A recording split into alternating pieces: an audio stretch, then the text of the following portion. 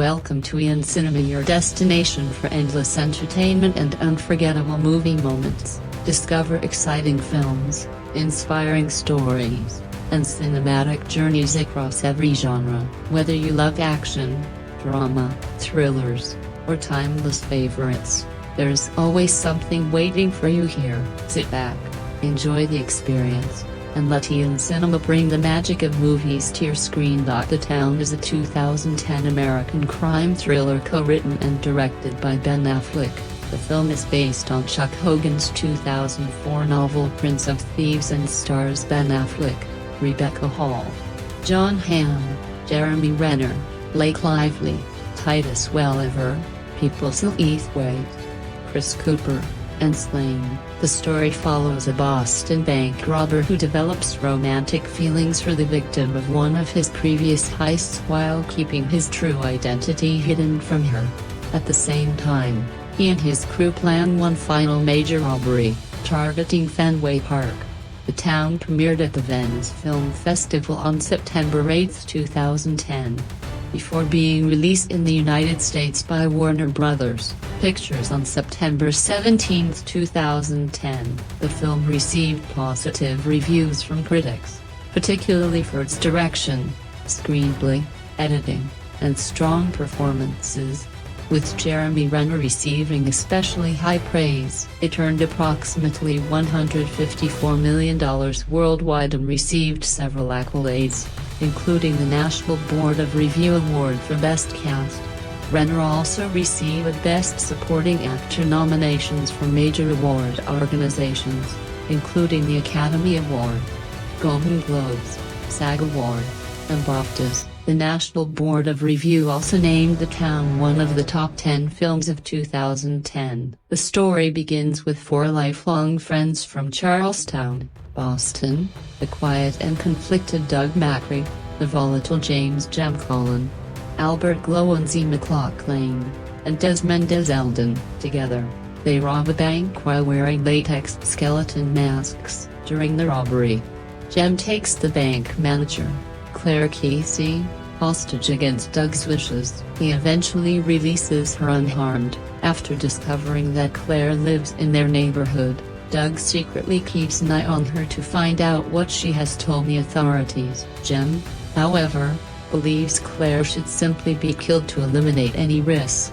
Doug eventually approaches Claire at a local laundromat and introduces himself. She does not recognize his voice from the bank robbery. Doug begins opening up to Claire, telling her about his missing mother, who he believes may be living with his aunt in Tangerine, Florida.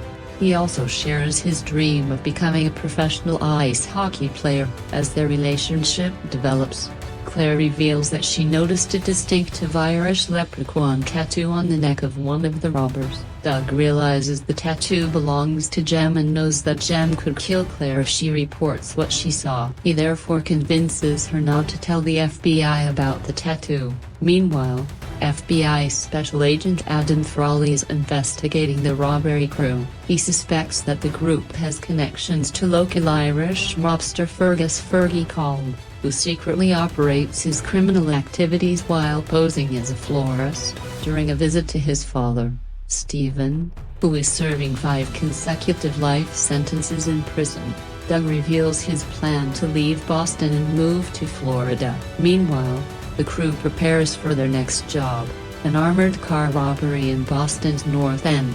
Wearing latex nun masks, they carry out the robbery, but everything goes wrong when Agar is shot. Machine gun fire erupts, followed by a dangerous police chase. The next day, FBI Special Agent Adam Frawley interrogates Doug and his associates. However, without enough evidence or confession, he is forced to release them. Doug then asks Claire to move to Florida with him, and she agrees. She quits her job, unaware that Frawley has been monitoring her phone. Frawley later gives Claire details from Doug's criminal record and threatens to prosecute her as an accomplice. Shocked and devastated, Claire ends her relationship with Doug. Doug attempts to withdraw from an upcoming $3.5 million robbery at Fenway Park. which angers Jem and Fergie. Fergie threatens to kill Claire if Doug refuses to participate.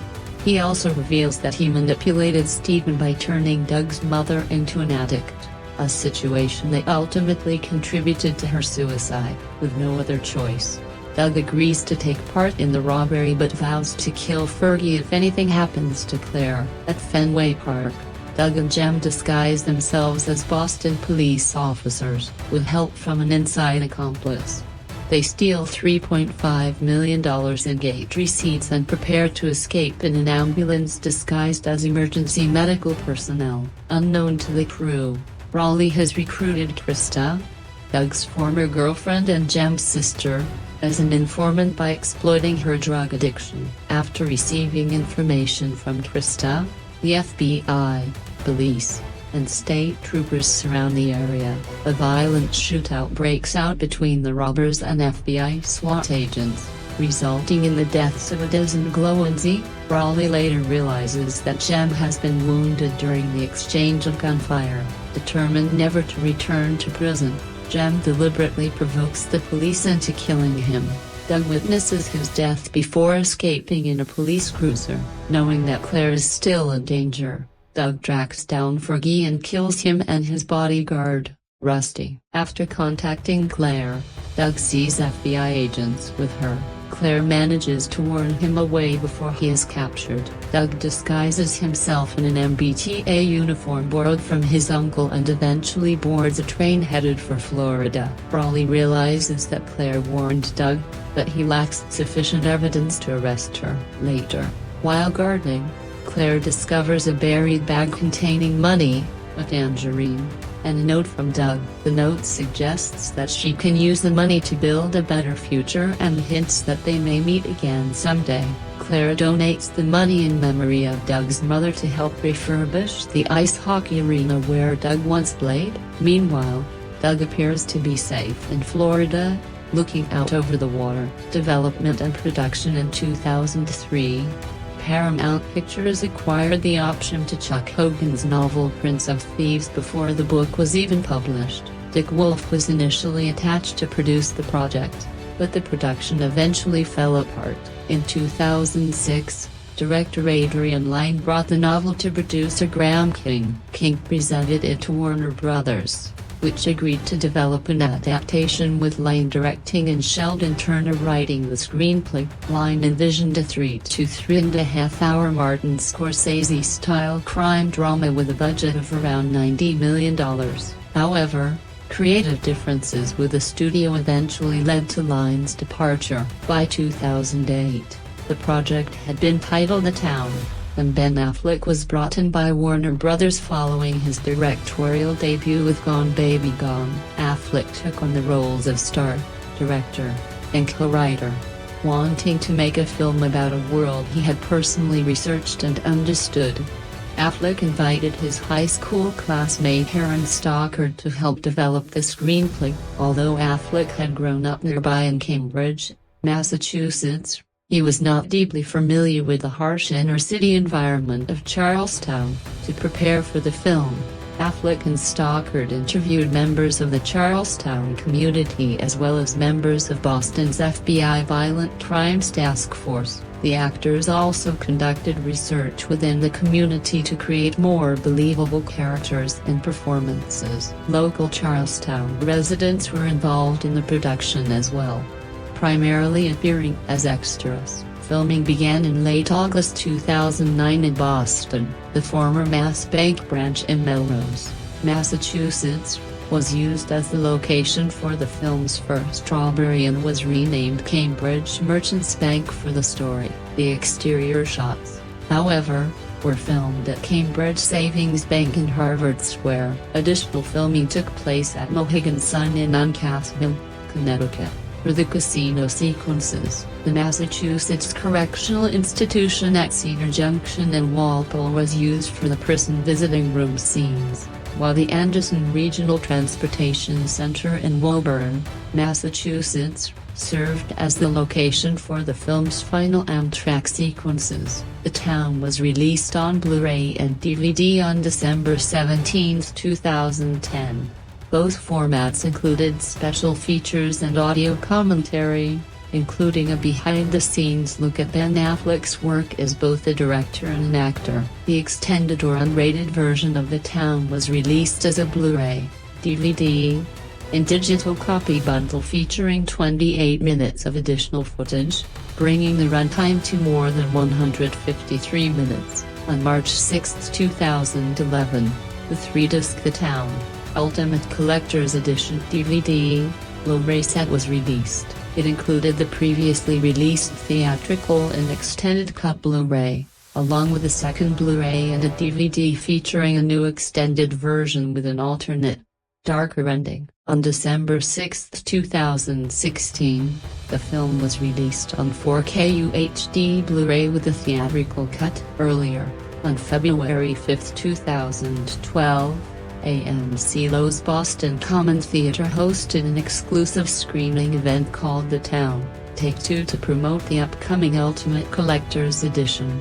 3 screenings featured the alternate ending included in the new home media release. Before each screening, a Warner Bros. Home Entertainment vice president thanked those in attendance, including Titus Welliver, Dean O'Compton, Dennis McLaughlin, Rusty, and Ben Affleck's mother, for supporting Affleck's preferred version of the film. This was followed by a short re-recorded introduction from Affleck himself. Earlier that day, the intersection of Drummond and Avery Streets was temporarily renamed The Town Take-Two place during a small ceremony attended by Welliver and Boston City officials. The film opened at number 1 at the box office, earning $23.8 million during its opening weekend. The Town ultimately grossed $92.1 million in the United States and Canada and an additional $61.8 million internationally, bringing its worldwide total to approximately $154 million against a production budget of $37 million. The film was also well received by critics. On Rotten Tomatoes, The Town holds a 92% approval rating based on 238 reviews, with an average rating of 7.70. The site's critical consensus praised the film as tense, intelligently written, and well cast, while highlighting Affleck's renewed confidence as a director. Metacritic gave the film a weighted score of 74 out of 100 based on 42 critics, indicating generally favorable reviews. Audiences surveyed by CinemaScore also responded positively to the film. Roger Ebert awarded it 3 out of 4 stars, praising Rebecca Hall's performance and Affleck's direction. In the New York Times, A.O. Scott praised the opening heist, describing it and the film's other action sequences as lean, brutal, and efficient, while pointing to them as evidence of Affleck's growing skill and confidence behind the camera. Sean Brooks of The Guardian praised the sharply orchestrated action sequences but criticized the film as overly familiar and reliant on crime movie cliché copyright. Justin Chang of Variety, meanwhile, praised the action scenes for striking an ideal balance between kinetic energy and clarity, helped by cinematographer Robert Elswit and editor Dylan Tyler. Richard Roeper of the Chicago Sun-Times gave the film an A+, noting its strong similarities to Michael Mann's Heat, one of his favorite films. Reviewers at Spill.com also praised one of the movie's major shootouts, calling it one of the best shootout sequences they had seen in decades. Writing for the Seattle Post-Intelligencer, Laramie Lingle titled his review "The Town works best if you avoid the heat," while also comparing the film to Mann's Boston set crime drama. The Town fits into a crime film subgenre known for distinctive accents, a strong sense of atmosphere, and a fatalistic undertone, according to Chang.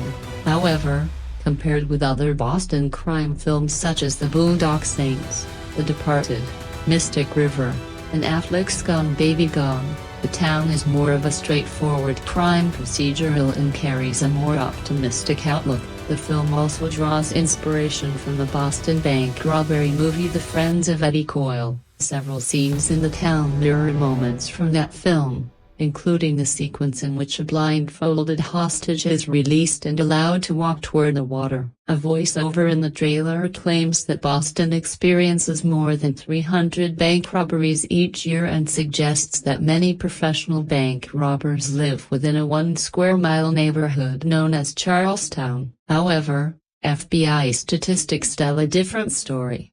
In the first quarter of 2010, Massachusetts recorded 23 reported bank robberies, compared with 49 in Illinois and 136 in California. The film attracted criticism from some residents of Charlestown because its marketing portrayed the neighborhood as the bank robbery capital of America.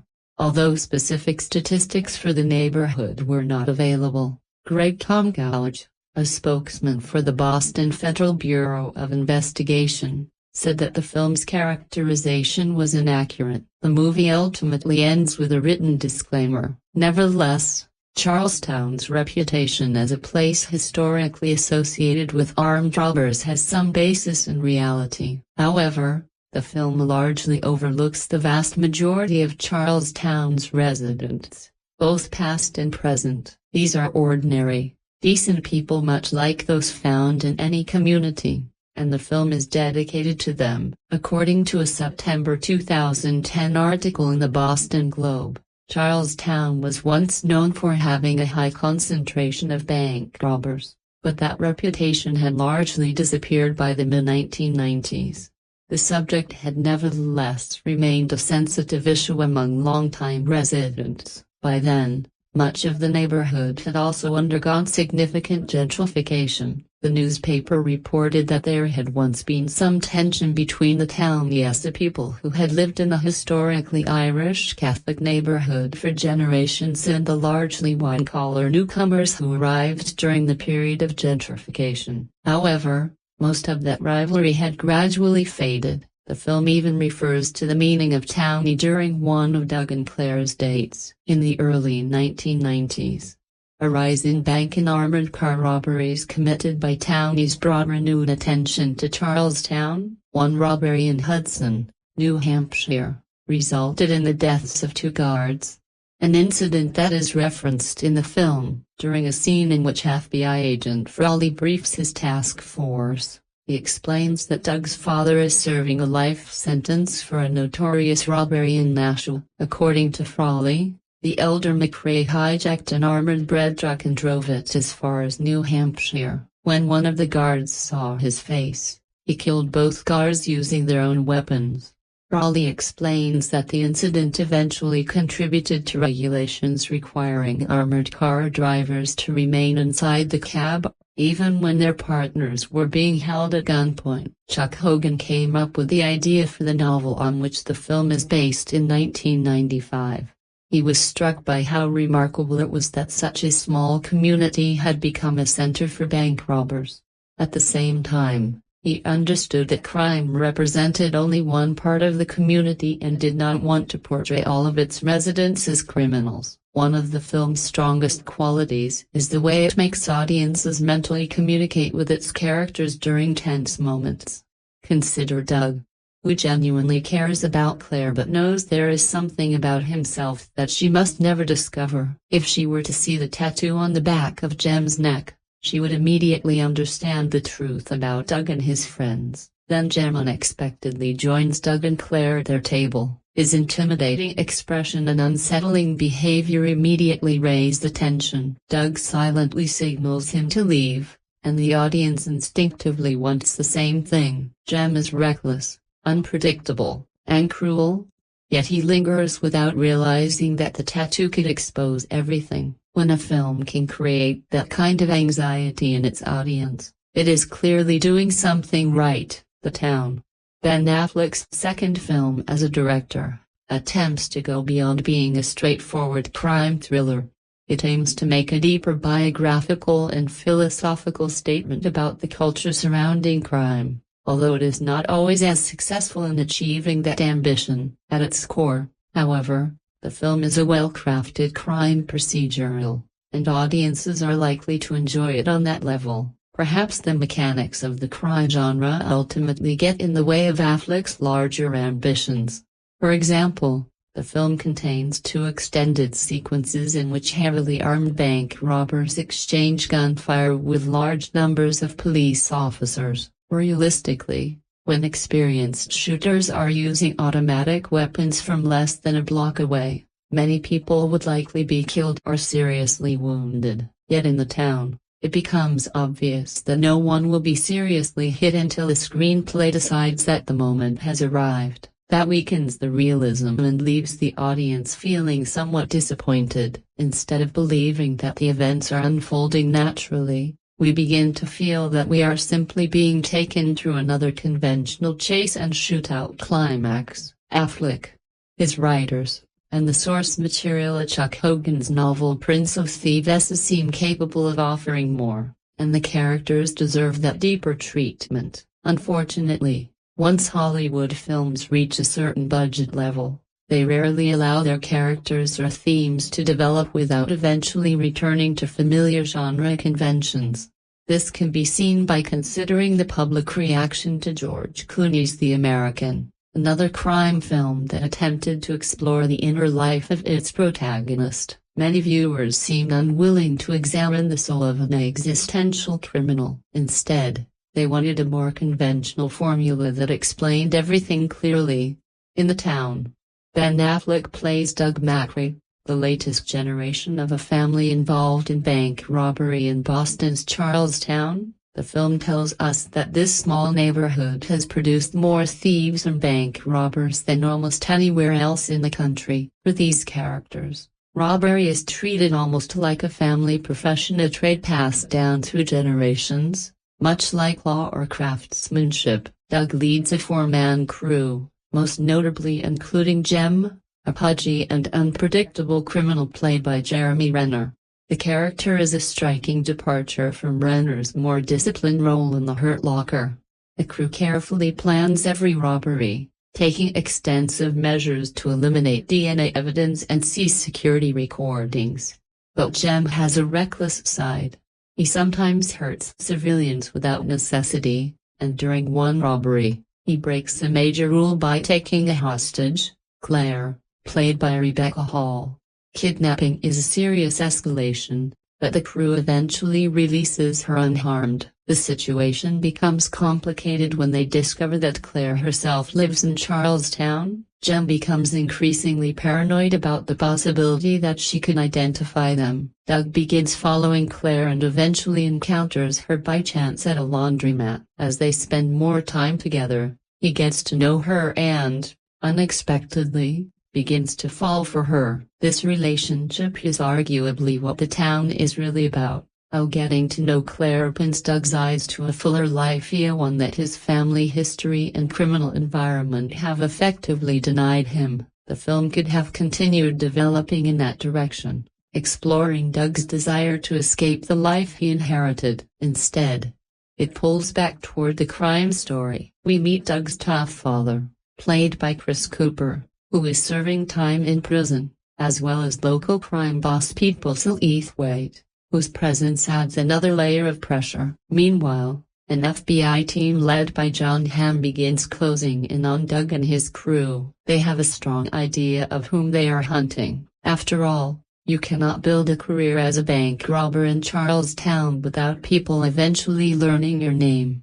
The problem is that the FBI lacks the evidence necessary to take the case to a jury. Perhaps the most fascinating character is Jem, played by Jeremy Renner. He is a disturbing mixture of contradictions, a loose cannon operating within a crew that depends on careful planning and discipline. He becomes furious when he discovers that Doug has grown close to the woman who could potentially expose them. His nervous attempts to remain friendly are especially unsettling, making him one of the film's most unpredictable and chilling figures. There is something particularly interesting happening with the characters here. Doug is the central figure, so naturally, the audience's attention should remain focused on him. However, around the halfway point, it becomes clear that his character has been stripped of much of his impulsiveness and is being guided toward an expected conclusion. Jem, on the other hand, remains unpredictable and capable of anything. If you have seen Jeremy Renner in other films, you may need a moment to recognize him here. It's almost as if the hero of The Hurt Locker moved to Boston and adopted a lifestyle built around beer, brats, and fries. The town demonstrates, much like Affleck's first film, Gone Baby Gone, 2007, that he has the talent and instincts of a genuine director. Almost everything works. It's an effective thriller. Affleck works closely with his actors, and he has an excellent sense of pacing. Yet I still find some of the chases and gun battles strangely unexciting. At times, it feels as though the characters stop making decisions and the stunt and effects teams take control. Still, the town offers almost everything you can want from a crime thriller: a solid story, an outstanding cast portraying compelling and well-developed characters, pulse-pounding action, and plenty of surprises. It's violent, visceral, and completely captivating. I admired Ben Affleck's directorial debut, Gone Baby Gone, but The Town surpasses it. Affleck also delivers an impressive performance in the leading role as a confident bank robber who discovers that loyalty to his lifelong friends and to the life he has always known that comes at a price. Affleck returns to familiar territory with a story set largely in Charlestown, a Boston neighborhood long associated with its criminal history. Once again, he captures the look, atmosphere, and character of the city with remarkable skill. You might think there are no new ways to portray bank robberies, urban car chases, or shootouts between criminals and police, but Affleck, cinematographer Robert Elswit, and editor Dylan Tickner prove otherwise. Every major set piece is intensely gripping. Of course, spectacular chase sequences alone couldn't carry the film. What makes the action matter is the strength of the characters. There are no simple stereotypes here.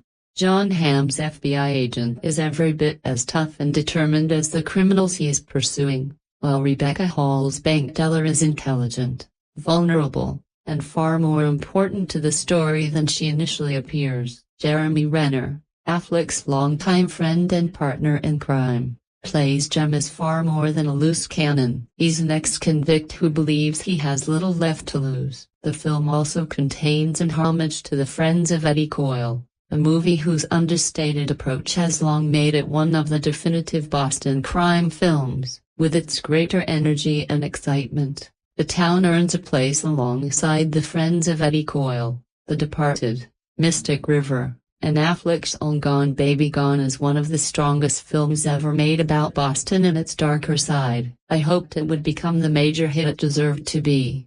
You can take the board of Boston, but Ben Affleck clearly wasn't finished with his hometown.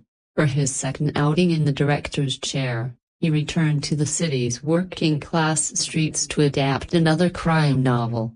Like the impressive but imperfect Gone Baby Gone, The Town benefits from a strong sense of blue-collar authenticity. The story follows a young criminal who begins to consider changing his life after what is supposed to be one final job. Affleck understands the tribal loyalty found within Boston's traditionally Irish-American neighborhoods, and that loyalty becomes a defining force in the characters' lives. However, despite their convincing grit and strong performances, many of the characters still remain recognizable types, and while the action is expertly choreographed, the outcome sometimes lacks the emotional weight it should have. When the Warner Brothers release arrived on September 17, following its out of competition premiere at the Venice Film Festival, the cast and the promise of a mature, character-driven thriller were enough to attract audiences. Based on Chuck Hogan's novel Prince of Thieves,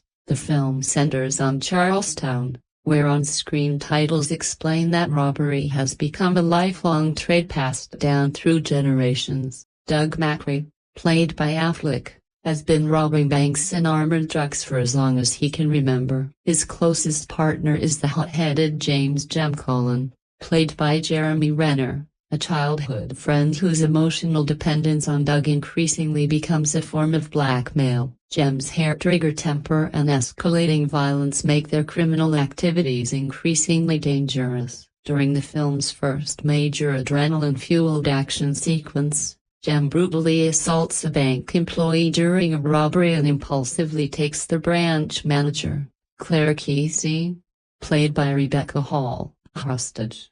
But kidnapping isn't part of their plan, so they quickly release her. They soon discover that Claire is a local woman who lives in one of the neighborhood's more recently gentrified areas, even though Claire could potentially identify the masked robbers. She isn't eager to cooperate with FBI Special Agent Adam Frawley, played by Jon Hamm, who is determined to solve the case. Jem becomes increasingly anxious about making sure Claire never talks, but Doug insists that he will handle the situation himself. What Doug doesn't expect is to fall in love with Hera and for Claire to fall for him as well. However far-fetched the connection, Affleck and the versatile Hall make Ida work. At least for a while. As director, he orchestrates a few terrifically tense sequences built upon his character's a secret. First, when Doug sizes up Clary at a laundromat, then when he advises her on how to deal with the FBI. You're the one who's vulnerable, and especially during a scene at an outdoor cafe where Jem interrupts a date and sisses out the situation with more than a suggestion of feminist as a rooting interest. Affleck is sympathetic, if not compelling, caught between old-school loyalty and the promise of something beyond Charlestown. Doug belongs to the lineage of Honorable Crux, a movie staple. He represents the possibility of reform. His visit to an AA meeting is dealt with in a refreshingly succinct manner and provides more evidence of the filmmaker's effort. Local faces. The script, credited to Peter Craig, Affleck, and Darren Stoker, taps into the right veins of provincialism and sarcasm, but moves less surely between a reckless action and intimate drama. Doug's moral distance from the accelerating brutality of his gangsta jobs, and especially from Jem's volatility, so evident in Renner's every move, is meant to up the stakes. A third act heist at Fenway Park just looks crazy. Meeting out pieces of Doug's backstory, complete with a brief embracing turn by Chris Cooper as his father, isn't enough.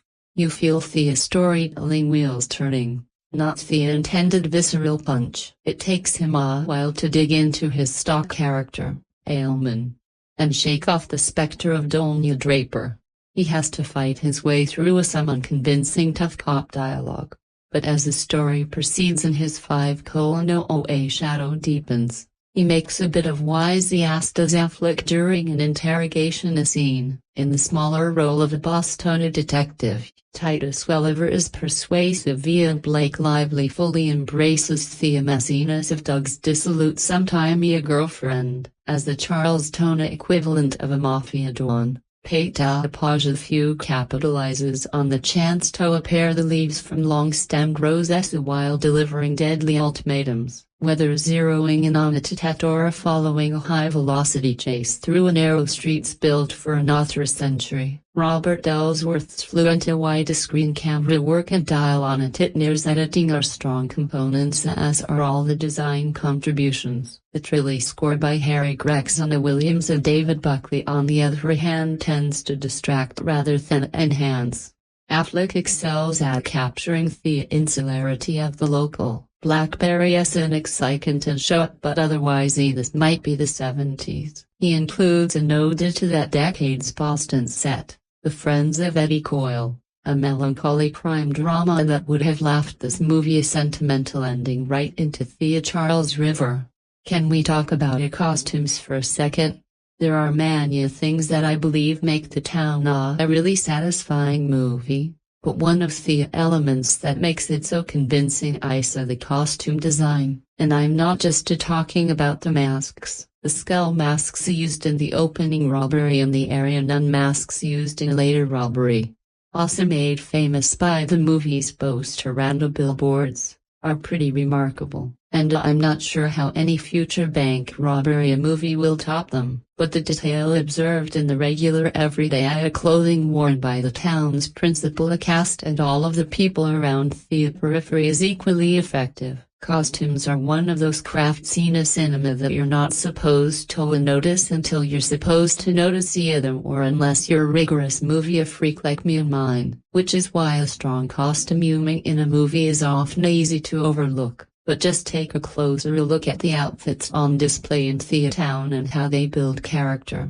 Aroma, the tracksuits worn by Ben Affleck and Jeremy Renner's blue-collar career criminals, they're not the same guy. And they kind of dress like it. The Bangladesh flag get-ups worn by Blake Lively's troubled and needy character. The unprofessional outfits chosen by Rebecca Hall's bank manager character. The subtle distinctions between the suits favored by Titus Welliver's local detective and Jon Hamm's ambitious federal agent, and the author casual boringness of Pete Postlethwaite's deceptively threatening Florey's front gangster. We learn a little bit about these people even before they tell you their history and their thoughts. Clothes are character. Ben Affleck understands this as director, and so does his costume designer Susan Matwell, previously worked on The Kingdom and a bunch of Will Ferrell movies. So just saying before we give abundant and deserved credit to the actors and the writers of this movie, let's give some credit to Susan Matt and her crew, and to Ben Affleck, who is a smart guy and a talented guy, and who knows that surrounding himself with talented collaborators is going to make every look better. He also has cinematographer Robert Elswit and editor Dylan Tittenry on board, both of whom have worked in every Paul Thomas Anderson movie to date. Okay, so now on to the story. I'm not going to be the first person or the last to liken the town to a kind of heated junior, with Ben Affleck and Jon Hamm standing in for Robert De Niro and Al Pacino. The French poster for the town even has this to say about it: "Unthrilled, redoubtable, dans l'audiat." I have no idea what most of that means, but it's obvious that for once the French and IA happen to be on the same page. I love Heat. I've seen it a ridiculous amount of times, especially considering the running time. I adore its sincerity and even its imperfections. It's a big blue balls out modern classic, but I'll tell you something. As a humongous fan of that earlier Crimea epic, the comparison with the young Affleck doesn't bother me one little bit. The town may not entirely capture the scope or the atmosphere that marks the best moments of Michael Mann's work, but I am entirely happy to see any new movie that takes it as an influence and has a similar sense of ambition to it. Ben Affleck and his people are shooting for the moon here. And forget about hitting the stars. They hit me right where it counts in my movie-loving heart. The Town was originally a novel called A Prince of Thieves by Chuck Hogan, a talented crime novelist who later wrote The Strain in the Fall with Guillermo del Toro. It's the story of Doug McRae, a local Boston boy who had a promising hockey career in front of him, but ended up pulling robberies with the neighborhood crowd. On a bank job, Doug's partner Jim impulsively takes a hostage, assistant manager named Claire. She's blindfolded and eventually let go. But the fear eventually arises that she might be able to identify them. Worried about what Jem might do, Doug insists on not being the one to follow Claire. He gets too close, they meet and eventually fall in love. So, you've got the conflict of him wanting to protect her by not telling her the truth, and the pressure of local crime bosses wanting him to get back to work when he's feeling the urge to retire, and the efforts of local police and the feds to bust up the gang. It's a sprawling multi-character spin and a very simple high-concept romance, and it's pretty great. Ben Affleck is really good in the movie, directing himself as a guy who's torn in several different directions. Between hysteria and hope, between his girl and his buddies, between responsibility and free will. His performance gets at this very relatable masculine dilemma of having something you have to tell your girl that she won't like, but that you don't want her to hear from somewhere else, while playing that very human concern against the plot-based cops and the robbers conflict. As his opposite number, Jon Hamm is really bold and interesting. He's not afraid to play his character as a total dick, even technically you could say he's on the side of the good guys. He can be charming when he wants or needs to be, but at the same time, he's almost viciously determined to catch the crooks. He seems to take it personally in a way that you'd almost prefer that a federal agents not take their jobs so personally. He makes it easier to root for Doug McRae and his boys to get away with it. Let me put it that way. It's funny. I realized after the movie that having not seen Mad Men. I know. I've only ever seen Jon Hamm and comedians on SNL and 30 Rock. This was the first dramatic work I've seen from the guy. And now I'm just as impressed with him as the rest of you are. Obviously. Jeremy Renner is pretty terrific, too. Also the hot-tempered sociopath Jim. I sigh obviously because this is his first role off of his career-elevating showcasing of The Hurt Locker.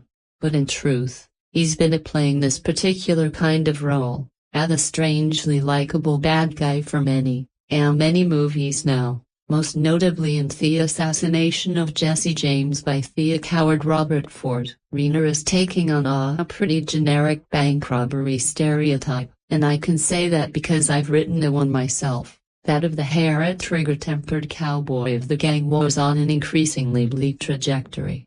But along with the strong writing of the piece, he's able to invest that role with all kinds of fascinating shading. Jem is a guy who doesn't see a way out of doing what he's doing and isn't deep a thinker enough to even consider it. Doing bad things is just what guys like us do, he thinks, and eventually it'll buy us enough comfort that we can stake out enough beers and barbecues to last until a heart attack and not a cop's a bullet does us in. He figures that if he's going to be a bank robber, there's no one he wants next to him more than his best buddy, who grew up with him and looks at him like a brother. Jem doesn't even realize that he's pulling Duga down.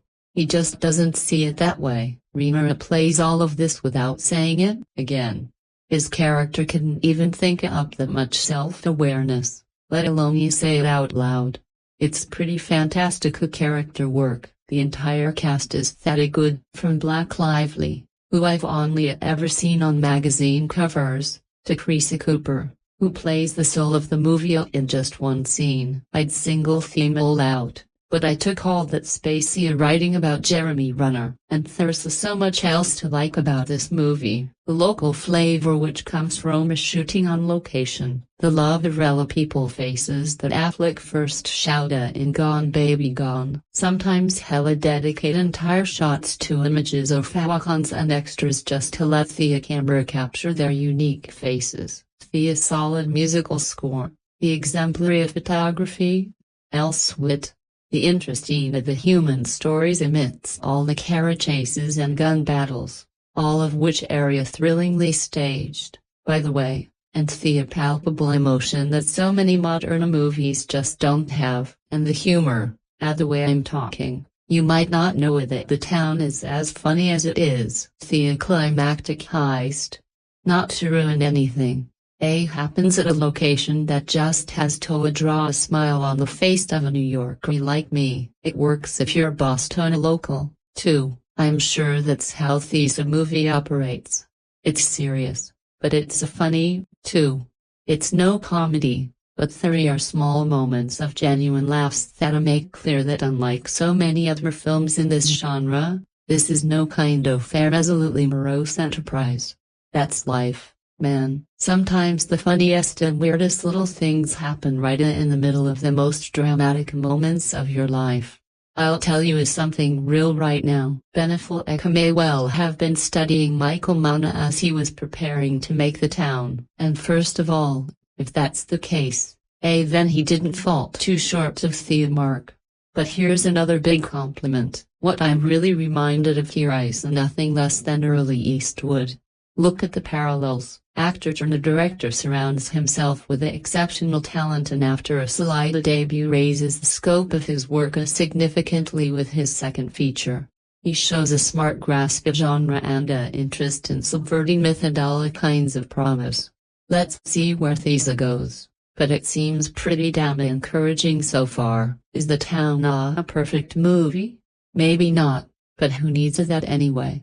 All we need are strong genre flicks with a ton of heart, And that's just what we got with this one. There's one scene in Tim Burton's Big Fish in which Hugh McGregor and Stevie BMI's characters rob a bank only to find out that the vault has been wiped clean and that the bank is on the brink of bankruptcy. Now, while that film was mediocre at best, that one scene, which is satirical of the concept of the botched heist, I just couldn't escape my mind while Leah patiently waited for the lights to dim and Ben Affleck's latest directorial effort, The Town, to commence. The tone follows a small blue-collar town near Boston by the name of Charlestown, which sports bank robber as its #1 occupation among townsfolk. It also pretty much reconfirms Affleck's talent as a director following his excellent Gone Baby Gone, which remains one of my favorite films from the last couple of years.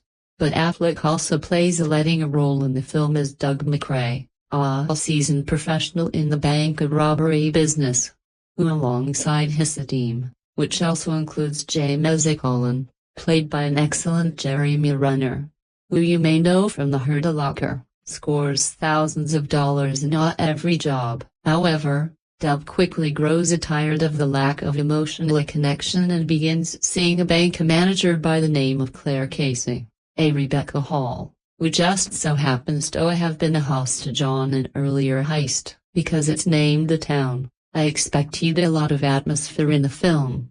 It would have been absolutely unforgivably if either Affleck or his fellow screenwriters Peter Craig and Aaron Stoker neglected to put emphasis on not Charlestown itself.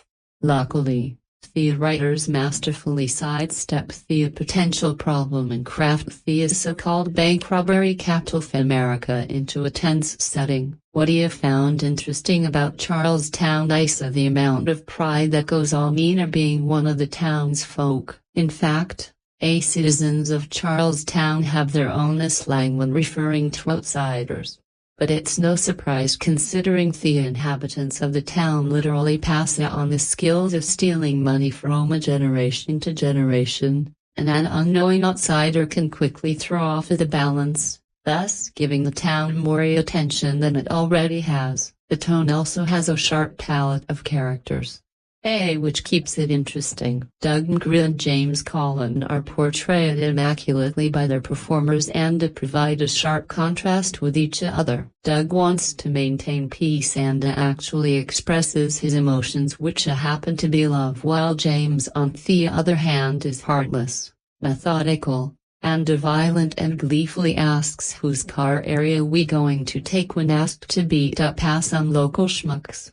Jon Hamm's character Adam Frawley, an FBI special agent who is assigned to the case of the bank heists, is stuck in the middle between Doug and James. At times, Frawley presents himself to be caring for his clients, but at others has a manipulative and obsessive over upholding justice. Surprisingly, Blake Lively lends an excellent performance as Christa Cullen, a down-and-out drug addict and a prostitute. Lively shows spot-on dramatic timing and surpasses all expectations, but The Town isn't all character drama. It does sport a couple of high-octane shootouts and car chases. My favorite of which has the team of bank robbers evading the police after failed attempt to rob an armored truck. The film, however, does have a couple of problems. There are some moments of predictable writing, some dry humor, and the accents become cheesy and overdone at times. Thankfully, once the fantastic third act rolls in, all of these flaws are easily forgiven and turn out to be not damning in the least. Actors who end up behind the camera directing films are not exactly a new development. Orson Welles has to be one of the earliest that comes to mind. The legendary filmmaker had already performed in the theater and on the radio before he filmed his first feature, Citizen Kane, 1941. And the rest, as we all know, is history. Welles wasn't the only one from that era. The Night of the Hunter, 1955, keenly demonstrated Charles Laughton's impressive filmmaking skills. Unfortunately, only once, as the classic thriller was bizarrely met with critical scorn upon its release, and as a result, Wilton never went back to the directing chair. Since then, we've seen the likes of Ron Howard, Mel Gibson, Jodie Foster, Barbara Streisand, Greta Gerwig, Bradley Cooper, and of course, Clint Eastwood, all delivering excellent films over the last few decades. However, there's one other big-name actor who's also been quietly crafting some superb movies, and that's Ben Affleck. I use the word cautiously here because while a few films from his back catalogue have been major commercial and critical hits, his public persona and acting often appear to cast some sort of shadow over his directorial achievements, which is a shame as I think he's as good a director, if not better, than some of those other aforementioned famous names. Case in point, Affleck has been responsible for directing 4 out of 5 in total movies that were all praised by critics and audiences alike. His first feature, Gone Baby Gone, 2007, was based on the 1998 novel by best-selling author and screenwriter Dennis Lean. The story, set in Boston, is about 2 private detectives who are hired to find a young girl who's been abducted from her single mother's flat. The film boasts an all-star cast, including Ed Harris, Morgan Freeman, Michelle Monaghan, and the director's younger brother, Casey Affleck, proving it to be a taut and exciting thriller. Gone Baby Gone, while not a massive box office hit, still earned many glowing reviews from critics worldwide. Argo 2012. Affleck's biggest success concerning the true story of exfiltration specialist Tony Mendes, played by Affleck, who is tasked with rescuing 6 U.S. diplomats who have been hiding at the Canadian ambassador's home in Tehran following the storming of the American embassy by Iranian Islamists in 1979. Mendes comes up with the best bad idea to pose as a film producer scouting locations in Iran for a sci-fi movie called Argo, and wants there to bring the 6 diplomats back to the States under the guise that they are all part of the film crew made for a modest $44.5 million. Argo went on to earn $232 million while also winning 3 Academy Awards including Best Picture and Best Adapted Screenplay. Affleck's most recent movie, Air 2023, was a biographical sports drama about how a Nike employee made a deal with a basketball star Michael Jordan so he could produce their famous line of Air trainers. Starring Matt Damon, Jason Bateman, Damon Wayans, and Affleck. Air received positive reviews and 2 Golden Globe nominations. While these achievements are impressive in their own right, it's the actor-director's second film, The Town, that I'm now focusing on. Coming just 3 years after Gone Baby Gone, this crimey thriller from a novel called Prince of Thieves about a gang of bank robbers who proved that Affleck was no one trick pony and showed that he was more than capable of delivering a fast-paced, exciting, and thoughtful movie, one that explores the working-class side of a Boston suburb while at the same time being a character-driven piece, too, where some lesser films of a similar nature may only feature one-dimensional stereotypes. The Town not only focuses on the criminals involved, it also examines how traumatic and life-changing it is for an innocent bystander taken hostage during one of their heists. Prince of Thieves' origins can be connected to the film's opening caption. One blue-collar Boston neighborhood has produced more bank robbers and armored car thieves than anywhere else in the world. Bank robbery became like a trade in Charlestown, passed down from father to son. Federal Agent Boston Robbery Task Force. While this statement reads like an actual piece of statistical truth, the reality is that it's embellished information. However, official crime statistics do suggest there was indeed a high rate of robberies during the 1980s and 1990s.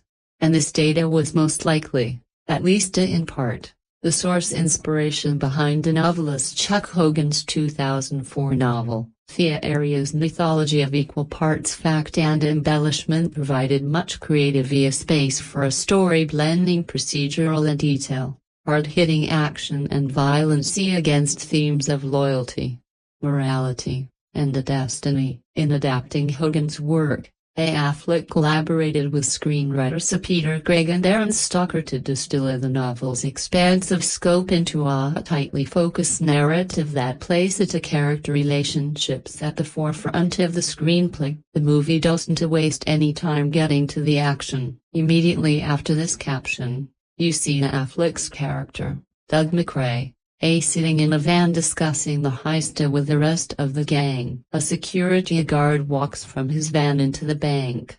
Cut to silent black and white camera footage of inside the bank just as the robbers rush in behind the guard and into the building. In a bold creative move, director Affleck opts to have no music playing in the background. Instead, for the first minute or so, the sequence keeps jumping from the robbery and the terrified people inside back to the silent CCTV footage. A masked Ella picks out the manager, Claria Kissy, Rebecca Hall, and walks her over to the locked safe. After she opens it, the thumping soundtrack begins as we watch the gang expertly empty the safe. Unbeknownst to the robbers, Claire has set off the alarm with her foot while lying down.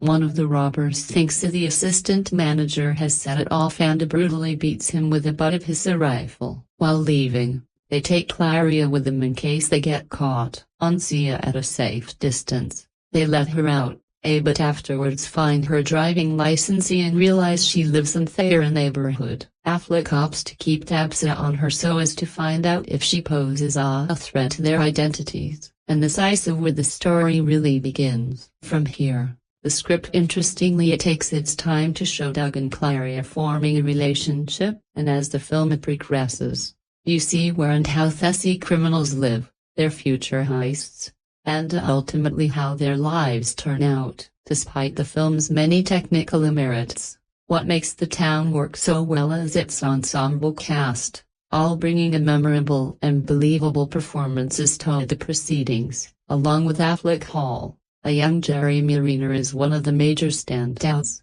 Coming fresh from his Academy Award-nominated role in Catherine Bigle's brilliant The Hurt Locker, 2008, Renner plays Doug's lifelong friend James Colin, where Doug appears to be relatively grounded and well-adjusted.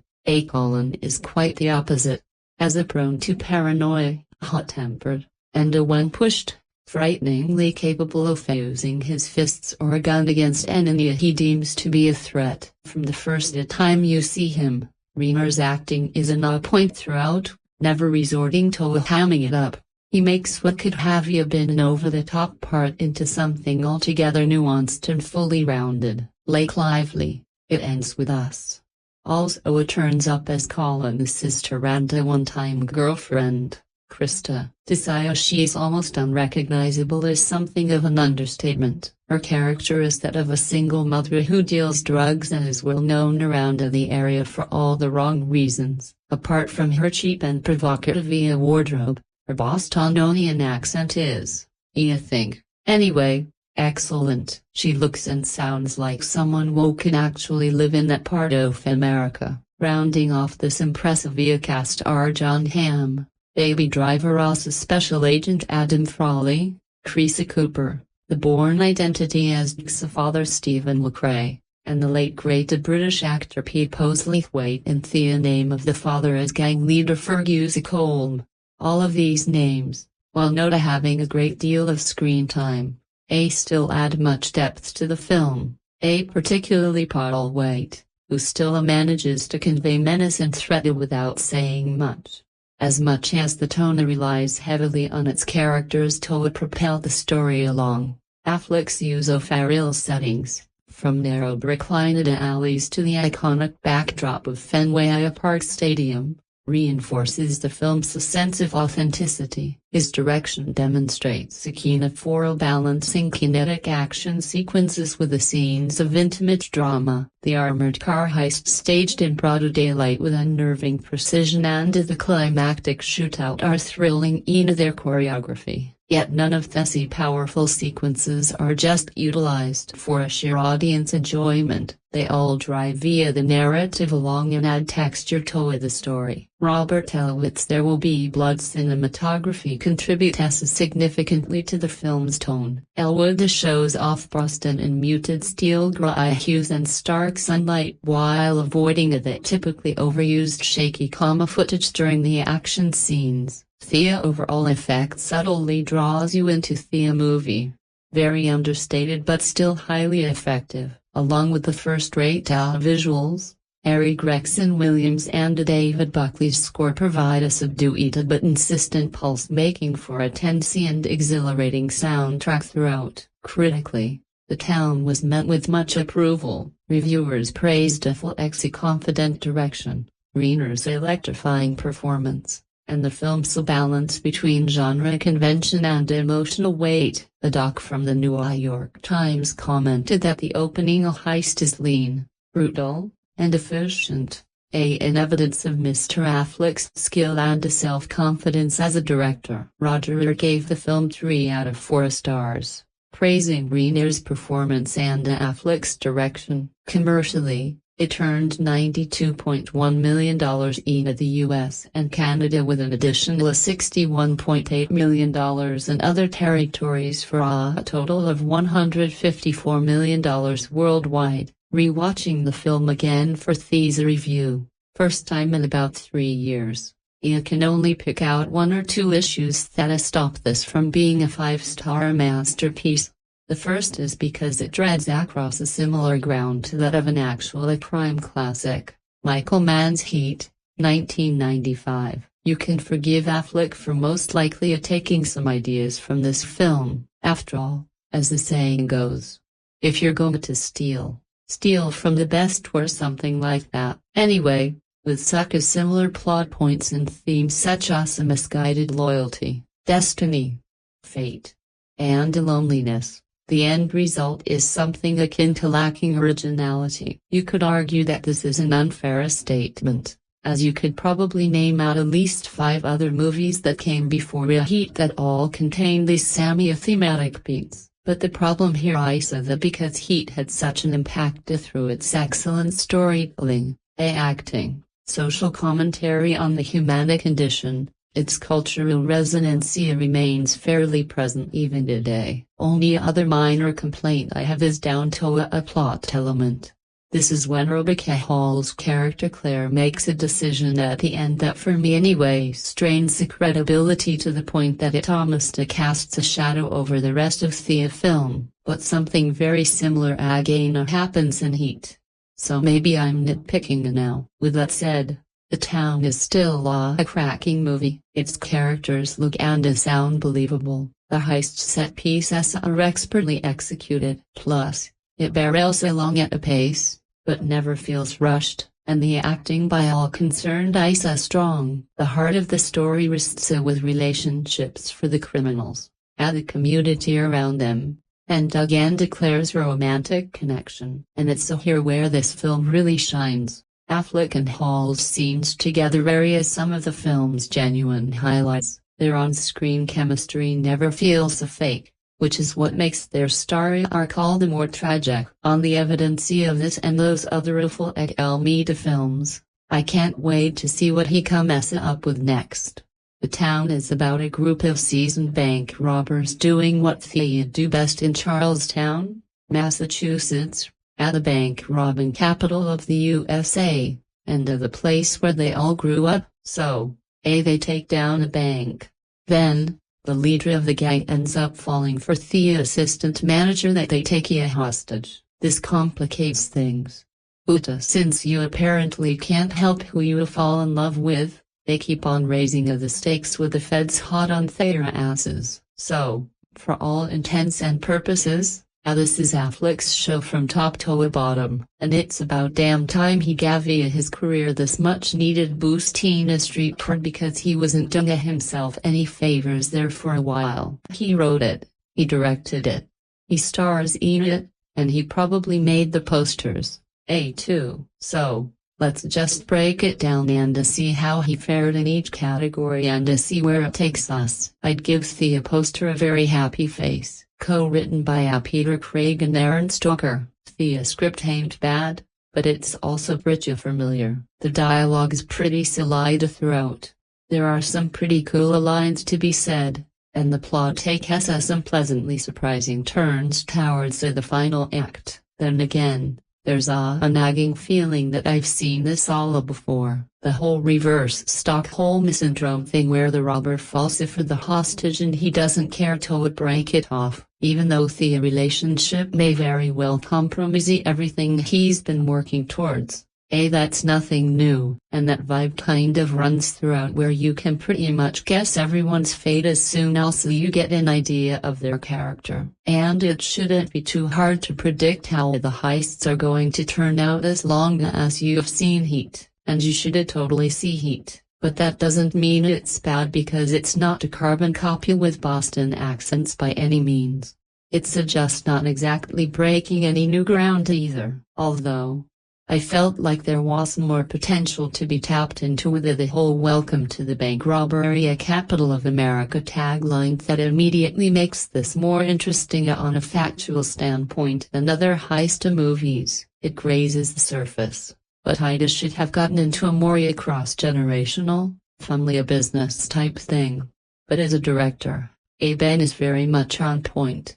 This thing has one majorly kick-ass opening heist scene that should immediately alleviate any fears of your wasting $12. It was a stroke of genius on his part to go back and forth between the live-action video and the security footage while it was all going down. I don't know why nobody's thought of that before. But all the action scenes are totally effing wild and really do make the whole thing worthwhile, for a sophomore effort.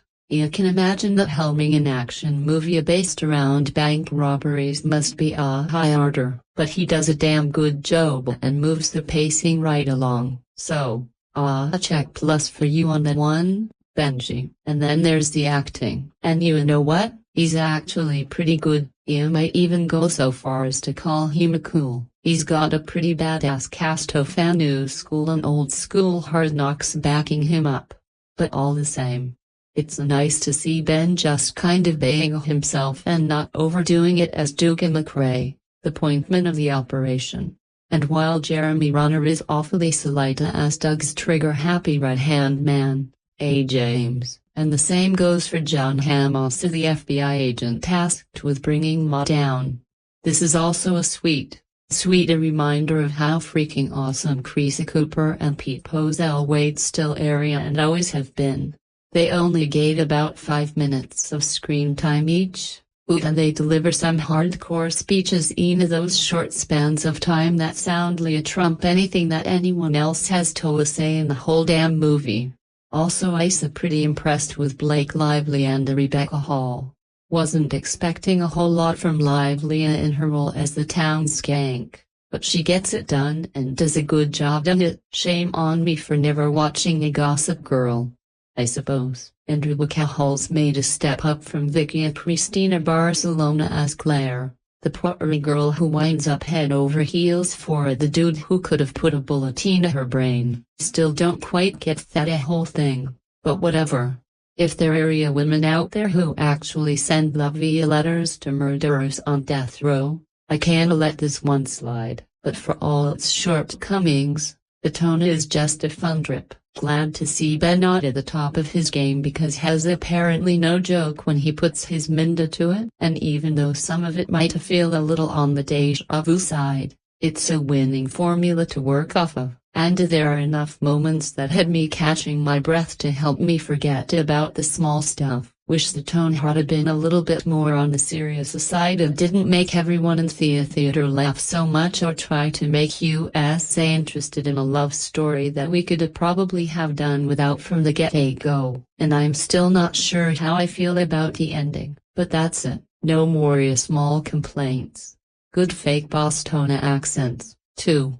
But that's coming from a New Yorker. So I leave the final verdict up to you Red Sox fans on that one. Ben Affleck has had one of the most up-and-down careers in Hollywood, with a great career in the 90s featuring films like Good Will Hunting. Affleck hit rock bottom with his film Jelly, The Town Ice, his first great movie in a long time. Affleck has really developed as an actor over the past few years, and his performance in The Town is really solid. He portrays Doug McRae, a bank robber in Charlestown, Boston. According to the intro, crime is a career handed down from father to son. Doug is looking to get out of this pattern and leaves the whole Kina town in my rear view. The film opens with a view of the Bunker Hill Memorial site. After this, it quickly moves into a bank robbery scene where Doug, James, Jeremy Renner, and two of their accomplices rob a bank dressed in skeleton masks. They take the manager hostage, and Doug begins following her around after the event to ensure she didn't see anything that could give theme to the feds. He begins to date her and really likes her, seeing her as his future after crime. James, on the other hand, is a rebellious criminal who thinks that the bank manager Claire Rebecca Hall Vicky Christina Barcelona needs a good scare. James is acted wonderfully by Jeremy Renner. Worlds apart from his role in The Hurt Locker, Renner manages to portray James perfectly, making the audience nervous almost every time he's on screen, yet at the same time we don't hate him. The plot does get more elaborate as more characters are introduced. These include Doug's girlfriend in his criminal life, Blake Lively, and the FBI agent hunting Doug and his team, Jon Hamm. The script isn't as good as that of Good Will Hunting, but it does a good job in characterization and explaining the lives of criminals in Charlestown, while keeping it all very entertaining. Fate works in mysterious ways sometimes. You can lose your job and lose your wife during the same week, for example. Or you can watch two movies directed by Ben Affleck. Tough times call for emergency measures, and in order to make me snap out of my professional exhaustion, they hauled my ass to the movie so we saw. Let me give Affleck a break here. The movie ain't half bad. In fact, it's slightly better than his adaptation of Gone Baby Gone. It's a step further down the road to respectful films, the Samia that took Clint Eastwood, an obvious mentor of his. The Town is the story of Charlestown, a district of Boston where apparently bank robberies are as common as newspaper delivery. Doug Affleck, once a drafted hockey player, took over his father's duties as bank robber extraordinaire and terrorizes the town with his crew, Uzzies, and thematic plastic masks. The crew wasn't doing so bad until a courageous young woman, Rebecca Hall, was taken in hostage by Alus Cannon Colin, Jeremy Renner, and therefore to be watched from up close. McRae sacrificed himself to the tasks, falls in love while Coughlin wants to rob more banks and more armored trucks. Well, you can feel the tension arising, I'm sure. The best way I can describe The Town is to have you to imagine a baseball player. Imagine he swings too hard on the ball that he does a 368 degrees turn and his helmet slides over his face. No matter if he hit the ball or not, he looks a little dumb. The Town is as entertaining in its merits as in its flaws. Readers of Dennis Lean will feel its influence in all the story, but it's been obviously written with the intention of being gritty and gut-wrenching, and therefore it feels forced. Some of the scenes don't even make sense. For example, there's a car chase scene where Mkra's crew barely escapes the police. They torch the car and switch to the next vehicle, which loses the cops, but they keep going fast, wearing their masks and wielding their guns for no reasons. The cops didn't see their license. Also, the bank robbing crew does like you don't know, 4 jobs a week with the FBI on their tail. They keep yapping about having heat on, but they can't stop robbing banks. Of course, they'll have heat on. It's sometimes hard to gauge a sympathy for the characters.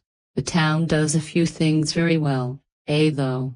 First, Affleck really tries harder to play well. He does his Affleck fascia when he puckers up in aggressive discontentment a few times but manages to keep it under control. Rebecca Hall is very good too. Reminiscent of Isabel Blay, she does a sweet portrait of innocence. Most characters of the support crew feel like cardboard cutouts, the most obviously being Pete Postal the crime boss with no other purpose of being a mean crime boss.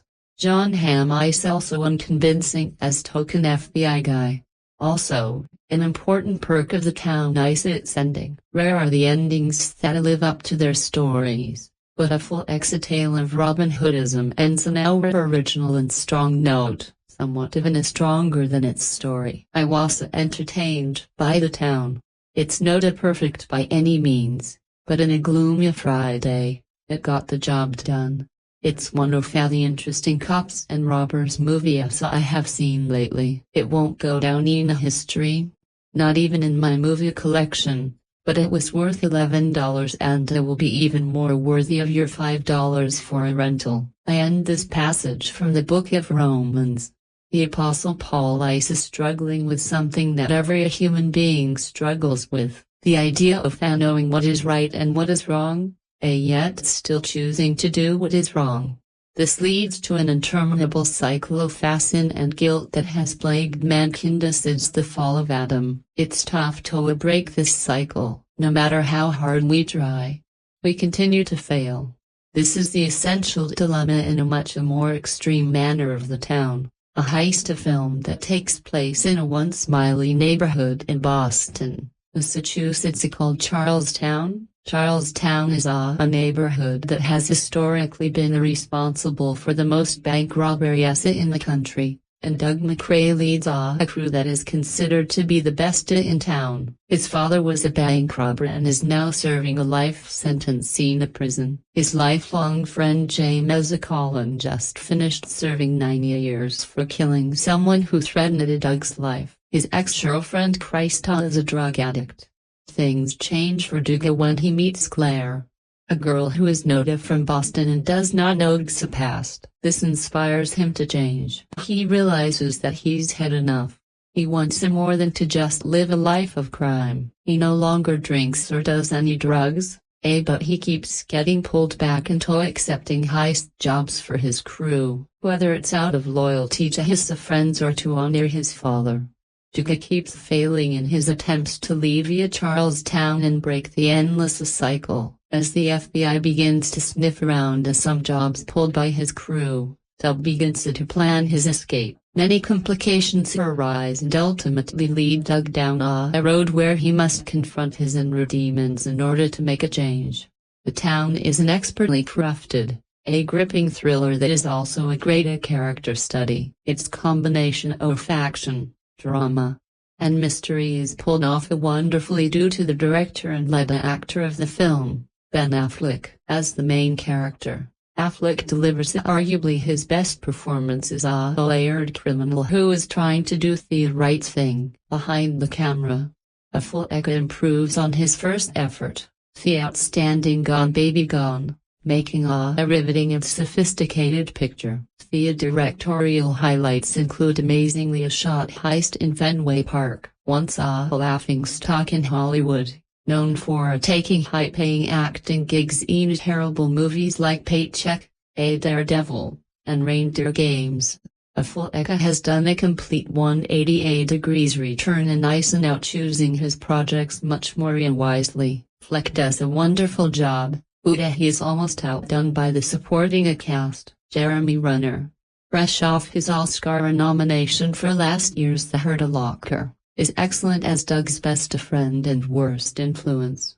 Jon Hamm of the hit TV show Mad Men, is pitch perfect as FBI man Adam Frawley. Rebecca Hall is more than effective as Claire, Doug's new girlfriend. There's a great moral dilemma in the town that is relatable. Although most people aren't hardened criminals, we all have a desire to change something about ourselves for the better. While it's relatable, the tone is also a film that is very realistic and clearly made only for adults. True to the neighborhood the film represents, the town is littered with language, including over 150 F-words and many other obscenities, plus 8 profanity uses of God's names. There are also some quick shots from a strip club that include some nudity, as well as 2 scenes with heavy sexual content, but no nudity. The camera doesn't turn away from strong acts of violence that include, but are not limited to, point-blank shootings, beatings, and stabbings. The Town is a gritty heist film with a central character who wants a better life. As the film unfolds, we see that it's tough to break a cycle once it has started, and even when it's broken, you still have to pay for your sins. This film is, among many other things, an ultimately redemptive cautionary tale about the power of our sinful nature. Ben Affleck directed and co-wrote the script based on Jack Hogan's novel Prince of Thieves, for The Town, a crime thriller drama set in the Boston suburb, Charlestown, which has a reputation for its criminality. He also plays the lead role of bank robber Doug McRae, who is contemplating leaving behind his life of crime. Part of what is motivating him is his new relationship with bank manager Claria Kissy Rebecca Hall from Please Give. However, Claire was taken hostage by Doug's gang, and while Doug knows this, she has no idea of what he does for a living, let alone the fact that he was one of the people responsible for a recent highly traumatic experience. It is very difficult discussing The Town without acknowledging its resemblance to Michael Mann's 1995 masterpiece Heat. Both films are about a highly professional gang of career criminals. Both films depict a relentless man on the side of the law trying to bring the gang to justice, and both films explore the dynamics of a criminal attempting to hold a relationship with somebody outside of the crime world. The Town even has a stylistically similar opening sequence where we see the tense build-up and then execution of a heist. However, while the Los Angeles set was an operatic and slick version of the classic cop versus robber story, The Town has more of a gritty aesthetic to it, with a lot of emphasis on its Boston working-class neighborhood setting. In this way, it shares a similar look and atmosphere to James Gay's films such as The Yards and We Own the Night. The Town does suffer from being so derivative of Heat and many other similarly thematic crime films. While it is entertaining, it lacks a lot of complexity and a surprise. Doug is too clearly defined as the good thief, while the increasingly unpredictable and volatile Jeremy Renner from The Hurt Locker, is too clearly defined as the bad thief. Both Affleck and Renner deliver fantastic performances, but the way that their characters develop is too blatantly signposted. Also, despite the promising dramatic intrigue behind the deceptive circumstances under which Doug and Claria fall in love, it is a scenario that ICE never explored to its full potential. The Town is a decent crime thriller drama, but it has the veneer of a film with far more substance. The fact that it is as enjoyable and compelling as it is owes a lot to Ben Affleck in his second outing as a director. The action sequences, including a gripping car chase through the extremely narrow Charlestown streets, are exceptionally good, alongside Hollywoodland. This is also one of Affleck's better films as an actor, and he is clearly very good at directing other actors, with Hall in particular really standing out. Ultimately, The Town works perfectly well as a narrative-driven crime genre film, but it falls short of being truly great. Even with the incredibly gritty Gone Baby Gone under his directorial belt, I don't think anyone was expecting a Ben Affleck's next filmmaking effort to take a serious pot shot at the stranglehold Michael Mann's Heat has another heist epic. And yet, as he ventured once more into his hometown of Boston to deliver drawing crime flick, The Town, a man who once was ridiculed for the animal cracker scene from Armageddon and virtually everything that happened during Jelly, went and cemented himself as a serious force to contend within his new phase in only his sophomore film. While The Town does bow to the ultra famine a couple of times, Steal a career a criminal way by love concrete searing shootouts. It still bears the mark of its director who managed to craft a truly great Boston thriller, presumably a while Mark Wahlberg and Peter Berg wary looking the other way if an opening a title card is to be believed. Charlestown, Boston has produced more bank and armored car robbers within 1 square mile than anywhere in the U.S., and Ida immediately makes good on this boldest statement by introducing us to one sucker slick operation. Led and planned by a thoughtful ex-alcoholic Doug McRae and flanked by his volatile childhood friend James Jim Cullen, the team is further rounded put by Albert Mloon and Desmond Eldon, and we immediately get a sense of their balls, so to speak, as we watch Thema rob a bank with screw-looking machine guns. Ever the professional McRae keeps things smooth while Jim is happy to be on the assistant manager, but breaking from the plan the group take bank manager Claire Kissy hostage only to let her go once they're free and clear. However, matters start to get mighty tangled when both Doug and Jim soon discover that Claire actually lives barely 4 blocks from them, and soon start to worry if she could one day identity them despite the rubber skull masks they were wearing. Jamie unsurprisingly is all for taking her off of the board as he has no desire to taste a jail once again, but to calm things down, Doug volunteers to keep an eye on her to see what's what.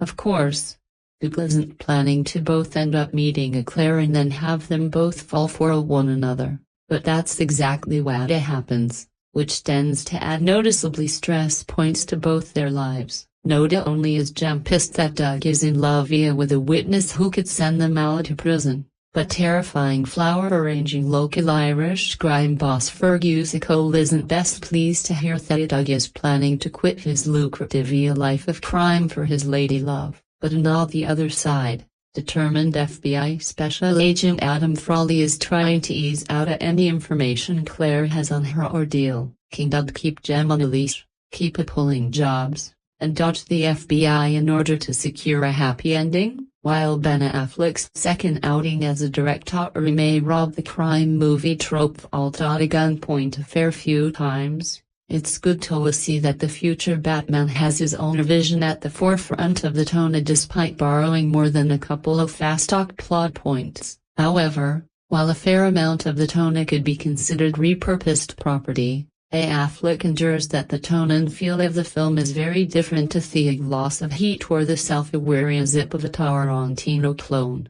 While he's well aware that a good heist flick needs knuckling robberies to spice up the runtime, Affleck also knows that if we don't actually care about any of the people involved, it'll all just be another empty exercise in local posturing. Thus, a major artery that throbs throughout the town is the unlikely connection that occurs when a robber falls for a former hostage Willie desperately trying to keep his lives apart. However, the main proof of the town quality is that while many of the plot points should be making your eyeballs roll, Affleck somehow manages it to make a lot of well-worn roads feel fresh when a lesser filmmaker might have elapsed into hokiness or just plain a melodrama. For a start, if Affleck had played the unlikely nice robber 10 years ago, he probably would have been laughed off the screen.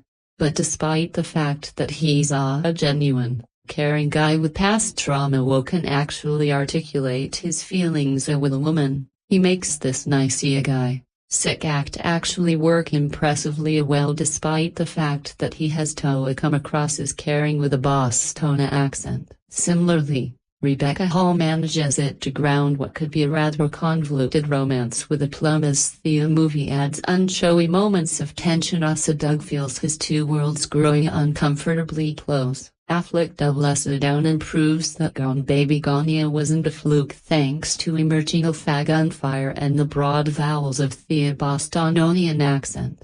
But while his epic veers a little too closely to other similar films that have come before, the town manages to find some surprising and interesting leverage from ditching tough guy tropes and goes to town on embracing a more heartfelt attitude. Boston Illegal. Affleck plays Doug McRae, a leader of a bank robbing crew from Charlestown, Massachusetts, a citizen notoriously known for producing bank robbers. During the first job that opens the film, Doug's team reveals themselves to be very knowledgeable about theater business and that of the bank's inner workings. When one of the employees trips the alarm, loose cannon James Colin, Jeremy Renner, beats the assistant manager and takes bank manager Claire Casey, Rebecca Hall as a hostage. After releasing her, the crew discovers Claire lives in their neighborhood. James wants to send a message so she won't talk to anyone. However,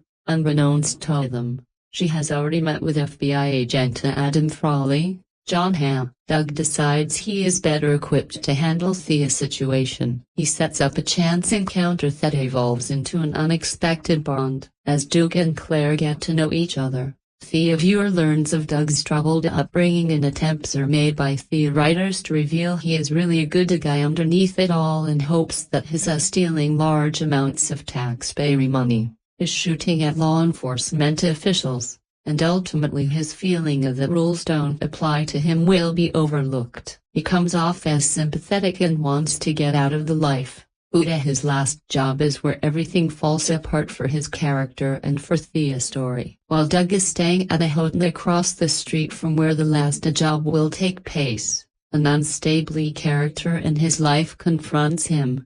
Considering how well organized they have been and how close they come to getting caught earlier in the film, it's unbelievable anyone would have given this character any information about the job. Disappointing in its predictably, this character proves to be their undoing. A major problem with the story is its portrayal of women. From Doug's mom, who left him at an early age, to James's sister Krista, Blake Lively, who claims to have Doug's daughter, though he denies it, to even Claire, they all come off as very weak individuals, easily manipulated by men. Claire is the worst, becoming complicit in Doug's crimes. Even after she discovers Doug lied to her. But she fell for the guy. Although Doug is punished metaphorically, he gets off way too easy in comparison to his cohorts. What's insulting is he and the writers try to make amends with the audience by buying his redemption. It's a hollow feel-good moment that I hope people don't accept, because it means they too will have been bought off like Claire and become accomplices to Doug's crimes, as he proved on the superior Gone Baby Gone. Ben Affleck is a talented director. Every actor, including himself, delivers great performances. Even the small parts like Chris Cooper as Doug's dad and Peter Postlethwaite as local crime boss Fergie are deserving of fair recognition for their work. The action scenes are well choreographed and presented clearly on screen. While the script by Peter Craig and Affleck and Aaron Stoker is flawed, there are many good moments of humor and drama between the characters. The town does so many things right that it makes the film's flaws more glaring. However, I liked more about it than I disliked, so I offer a mild recommendation for it. The Ben Affleck directed picture really suffers from an identity crisis. Yet you'll be oddly enthralled. The tone of 2010 is one part heist movie and only a part romantic drama, and it's the sort of mesh of styles and stories that makes it as enticing as it is unusual.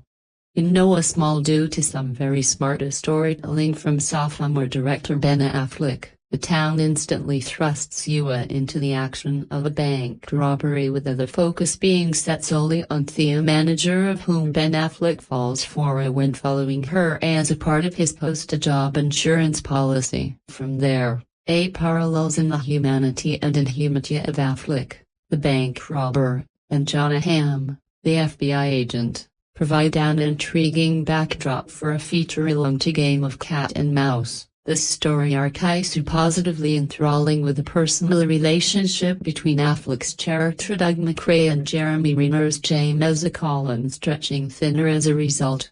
It is here that the movie truly shines, as it is Renner's performance that truly stands out from the pack. Renner's a hard-headed, borderline psychotic best-of-friend character is one that is hard to feel empathy towards. which is important with regard to establishing the differences in criminality between a McRae and others, and is ultimately the largest force of emotion in the picture.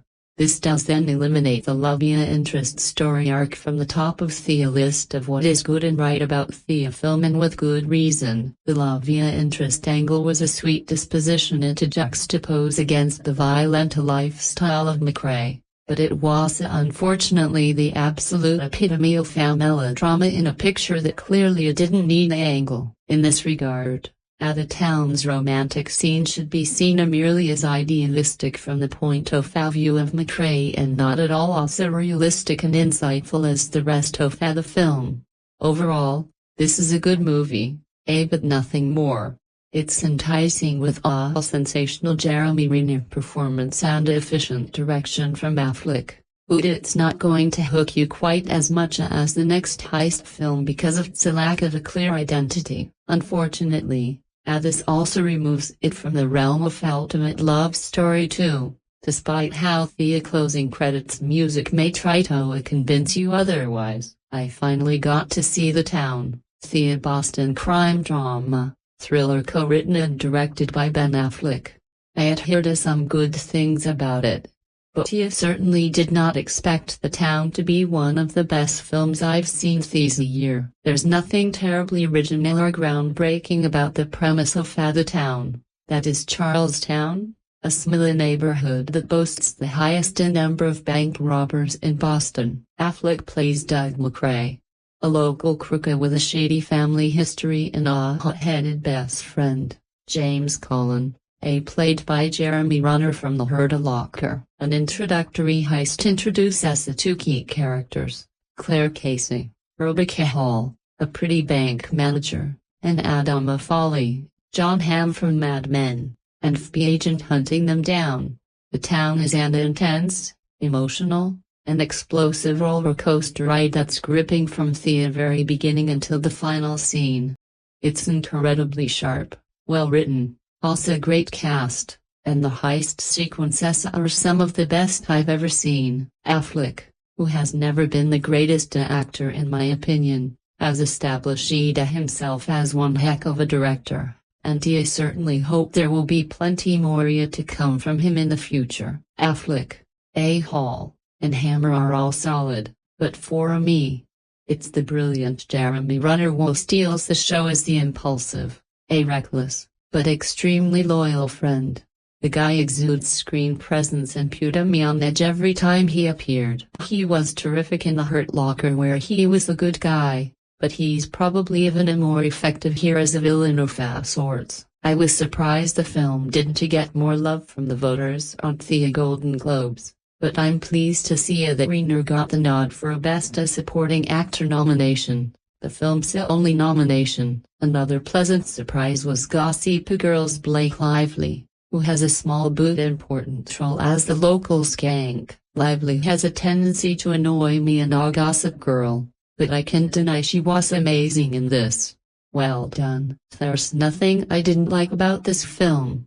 I've heard that critics are comparing The Town to the classic 1995 Darrow, Pacino film Heat. I was too young to remember the latter film favorably, but I am so impressed with The Town that I will definitely go check it out. Ben Affleck, that guy from Mad Men, Massachusetts, and Hawkeye, what's not to like? Even though I had never seen the movie, I bought it for a Yankee swap with my family this past Christmas. Because with a combination like that, how could you not be interested? And do you know what you're thinking? And no, it's not a sequel to The Village, sadly, which will hopefully be made any dry now. Let me clarify that this movie is about Charlestown, which is a neighborhood in Boston, Massachusetts. It's kind of confusing trying to figure out between neighborhoods and actual cities in Boston the same way it makes no sense in Chicago either. Why won't they let me be in charge of these also? My research suggests that this was based on some book called The Prince of Thieves. If you say so. Ben Affleck and Hawkeye aka Jeremy Renner are bank robbers in Charlestown, and to establish that, we see them robbing a bank. They interact with this one lady to get her to open the safe, played by Rebecca Hall, and end up taking her captive to buy themselves some leverage. They release her a little while later, but it's long enough that she is visibly unsettled and has a hard time cooperating with the FBI guy, played by Jon Hamm, and she is all sad and stuff. Affleck wants to make sure that lady doesn't give away too much, so essentially stalks her, but turns on Affleck's charm and they start a relationship. Obviously, this bums out Hawkeye, and Jon Hamm doesn't know about it. But it's awkward for all parties involved. The guy who has been setting up Thessie heists, played by the late great Approx, learns of this relationship and threatens everybody into performing one last job worth $3 million to rob a Fenway Park. Everybody agrees to it, but it doesn't pan out that well. Hawkeye ends up getting killed during the heist, and Affleck escapes, when contacting that girl he was all sexy with. He says that the FBI is there to meet him, so he buries some money for her and moves down to Florida. She uses the money to build a community ice rink and Ben Affleck grows a beard. I don't think Jon Hamm was happy at the end point. One of the biggest strengths about this movie was that it really was about the town as opposed to being too much about only a character. Obviously, it was about all of Thessie characters with Ben Affleck being the focus, but the story felt driven by the setting rather than by the characters. The love story wasn't too over the top, and at the end, he didn't really end up with the girl. You didn't necessarily feel bad for Affleck's character. And he obviously was entertaining and charismatic, but you knew he was Jon Hamm got some of what he wanted because at least he killed a Hawkeye, which was someone he had been after for a while. Hawkeye got the shitty end of the stick, but that was his fault. I also found the heist scenes to be entertaining because despite my descriptions, they're wary heists involving trickery and deceit to get the money. They seemed just clever enough that I knew I wouldn't have thought of it, but these people weren't super criminals or anything like that. Definitely recommend it. But considering the original cut was 4 hours, then 2 hours and 50 minutes, it definitely felt like it was missing a little bit of heart, the energy, power, and confidence with which director Ben Affleck puts together this blue-collar crime opera commands attention. And he even gets away with some of the macabre sentimentalism that always tends to sink this kind of movie. Affleck plays Doug, a career bank robber who's come up from the main streets of Charlestown, a tough part of Boston. His crew include Jem, played by Jeremy Renner, an older buddy whose hair-trigger temper has come to fear, but Jem once kept quiet and uncomplainingly took a 9-year prison sentence after getting arrested for a job they were both involved in. So Doug owes him and Jem won't let Doug forget it. A bizarre happenstance means Doug starts a relationship with a beautiful middle-class woman called Claire, tremendously played by Rebecca Hall. A relationship which endangers the gang itself, and Doug's new emotional vulnerability and his muddled social aspirationalism triggers a ferocious new tension between him and Jem. Poor Doug starts thinking hard about his life choices. His father, a great cameo from Teresa Cooper, is an unrepentant tough guy who will die in prison, and Doug has to pay a humiliating obeisance to a local Irish godfather, a bully played by Approx with a West Belfast accent. The tense robbery scenes at the beginning and end of the film are terrifically well done, and Affleck gets a powerhouse performances from his cast, including Jon Hamm as the FBI man in Doug's case. He shows that he can do more than just play a 60s man. Might get George Clooney's career. This movie can hurt wherever you live. The chances are that there's a neighborhood near you where respectable people don't like to go. Perhaps you come from such a place yourself and you know how tough it is with that background to make anything of your life, to access education or a decent employment or even a relationship that can help you aspire to greater things in Boston. That neighborhood is Charlestown. Bank robbery is seen there as a trade passed down from father to a son. We're told early in this film.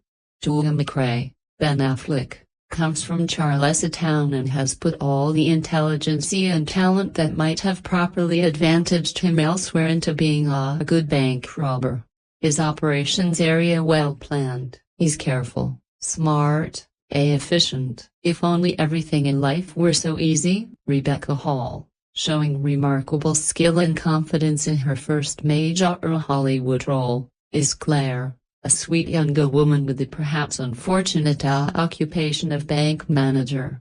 This leads to her briefly being held hostage during a raid. When the gang finds out she lives just blocks away from them, they're afraid she might identify them, so Doug volunteers to find out what she knows. In the process, the two of them fall in love. The town is a long film, clocking in at over 2 hours. But it needs to be because it has twice as much a story as the average thriller, and not a moment is wasted. There's the expected attention between the two leads. When will Claire find out Doug's secret, and how will she react? There's the piece-by-piece assembling of a case by FBI detective Adam Frawley.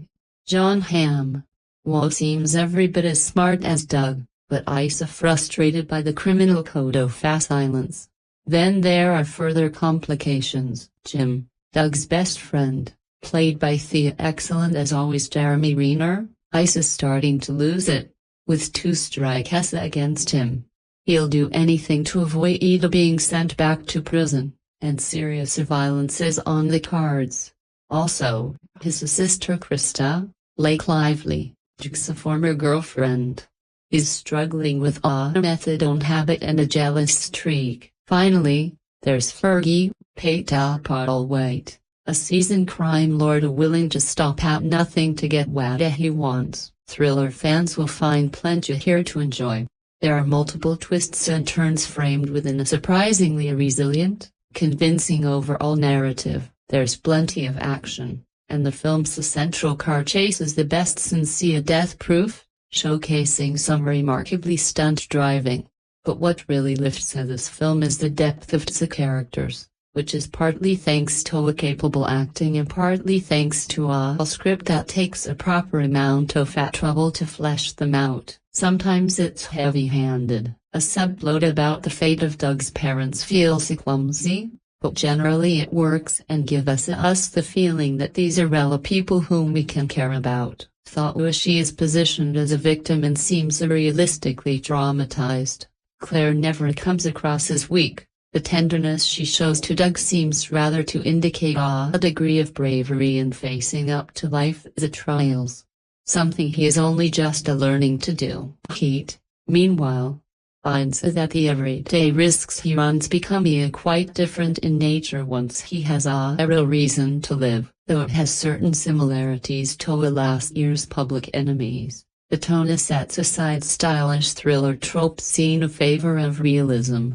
which makes the action scenes a lot more visceral and the characters rough around the edges. So overt social conscience doesn't extend to apologizing for its characters' choices. Doug knows that in the end, he will have a price to pay. There's a recognition of the origins and value of that camaraderie that helps people cope in environments like Charlestown. By the end of the film, you'll understand why people say they're proud to come from there. But this is not a film that shies away from the brutality of robbery. Actions have consequences. One hopes that the consequence of this film will be many more interesting projects for the increasingly impressive Affleck. There's virtually no denying the full talent on full display since his Oscar win for Good Will Hunting in 1997. After Affleck's Oscar win, most regarded him as the latest greatest thing to hit Hollywood, despite the fact that the actor had been toiling around LA for a good 16 years when he finally hit it big with Good Will Hunting. There's a reason it took Affleck 16 years to really break out, save for a couple notably performances in Kevin Smith flicks. For all his talent, and Affleck is immensely talented, the actor has often proven to be lazy, unmotivated, and a self-absorbed actor who smirks and lounges his way through his cinematic endeavors. Then in 2007, Affleck surprised virtually everyone in Hollywood with his critically acclaimed directorial debut to Gone Baby Gone, one of the better crime dramas of the last decade. Was it a marriage, a fatherhood, some other cinematic enlightenment? It's hard to explain what's happened to Affleck, but the smirk has gone away and had been replaced by visionary directing and the actor's best work in years, in a trend that continues with his latest flick, the crime thriller, The Town, a film based upon Chuck Hogan's award-winning crime novel, Prince of Thieves. The film centers around a gang of bank robbers who live in Charlestown, Massachusetts, said to be the bank robbery capital of the United States. Affleck is Doug McRae, who grew up in a family of bank robbers, but who had a chance to escape the fate when drafted into the National Hockey League. Equal parts ego and laziness sealed McRae's fate, and before long, he was following his father, Chris Cooper, in what amounts to a cameo in the family business, along with his best friend, Gem, Jeremy Renner, and Gem's little sister, a nearly unrecognizable Blakey Lively. Led by the neighborhood Crimea kingpin, Fergie Pete White, the town kicks off with a brutal bank robbery during which the bank's manager, Claire Kissy, Rebecca Hall, is taken hostage before being released unharmed a little bit later. Gem, however, isn't quite so comfortable with just letting Claire go on with her life and wants to go take care of things a little more completely. McRae, on the other hand, won't hear of it and begins to tail the skittish woman to make sure she's been sufficiently spooked by the experience and won't be running off to the FBI. Headed locally by Agent Frawley, Jon Hamm, who is eager to put this increasingly brutal gang behind bars. The town manages to sell the most unlikely of romances, a spark of attraction between captor and Thayer, a former captive, who has no idea how Thayer really first met. It seems an unlikely combination, but Affleck is the perfect blend of macho bad guy bravado mixed in with just the right amount of conscience to make this all feel at least slightly like this outlandish romance really can and does happen. Rebecca Hall is Affleck's sequel on the big screen, a remarkable blend of vulnerability and strength, determination and passion. The scenes between the two actors are both intense and deeply moving. Perhaps most astoundingly, this burgeoning relationship feels rich and alive despite Claire's woundedness and McRae's big secret. Jeremy Renner, who finally got the kudos he's long deserved in last year's The Hurt Locker, takes what could have easily been on the neutral and gives a ferocious, spirited performance as the high-rung, frighteningly edgy Gem as the FBI agent determined to track down this gang. Madman's Jon Hamm brings to mind the best of those old Eggman flicks with their conflicted, driven characters and out-of-control egos, completely abandoning any semblance of a gossip girl. Blake Lively is remarkably as a strung-out baby sister of Jam who's still in love with McRae and trying despite herself to be a decent mother. It's well known that Affleck is from these geographical parts, and his familiarity with the region, the attitude, and the aura that accompanies Boston gives the town an authenticity all too often lacking from these Crimea thrillers. Affleck beautifully manages his cast and his locations, including a closing finale at Fenway Park that is nothing short of superb.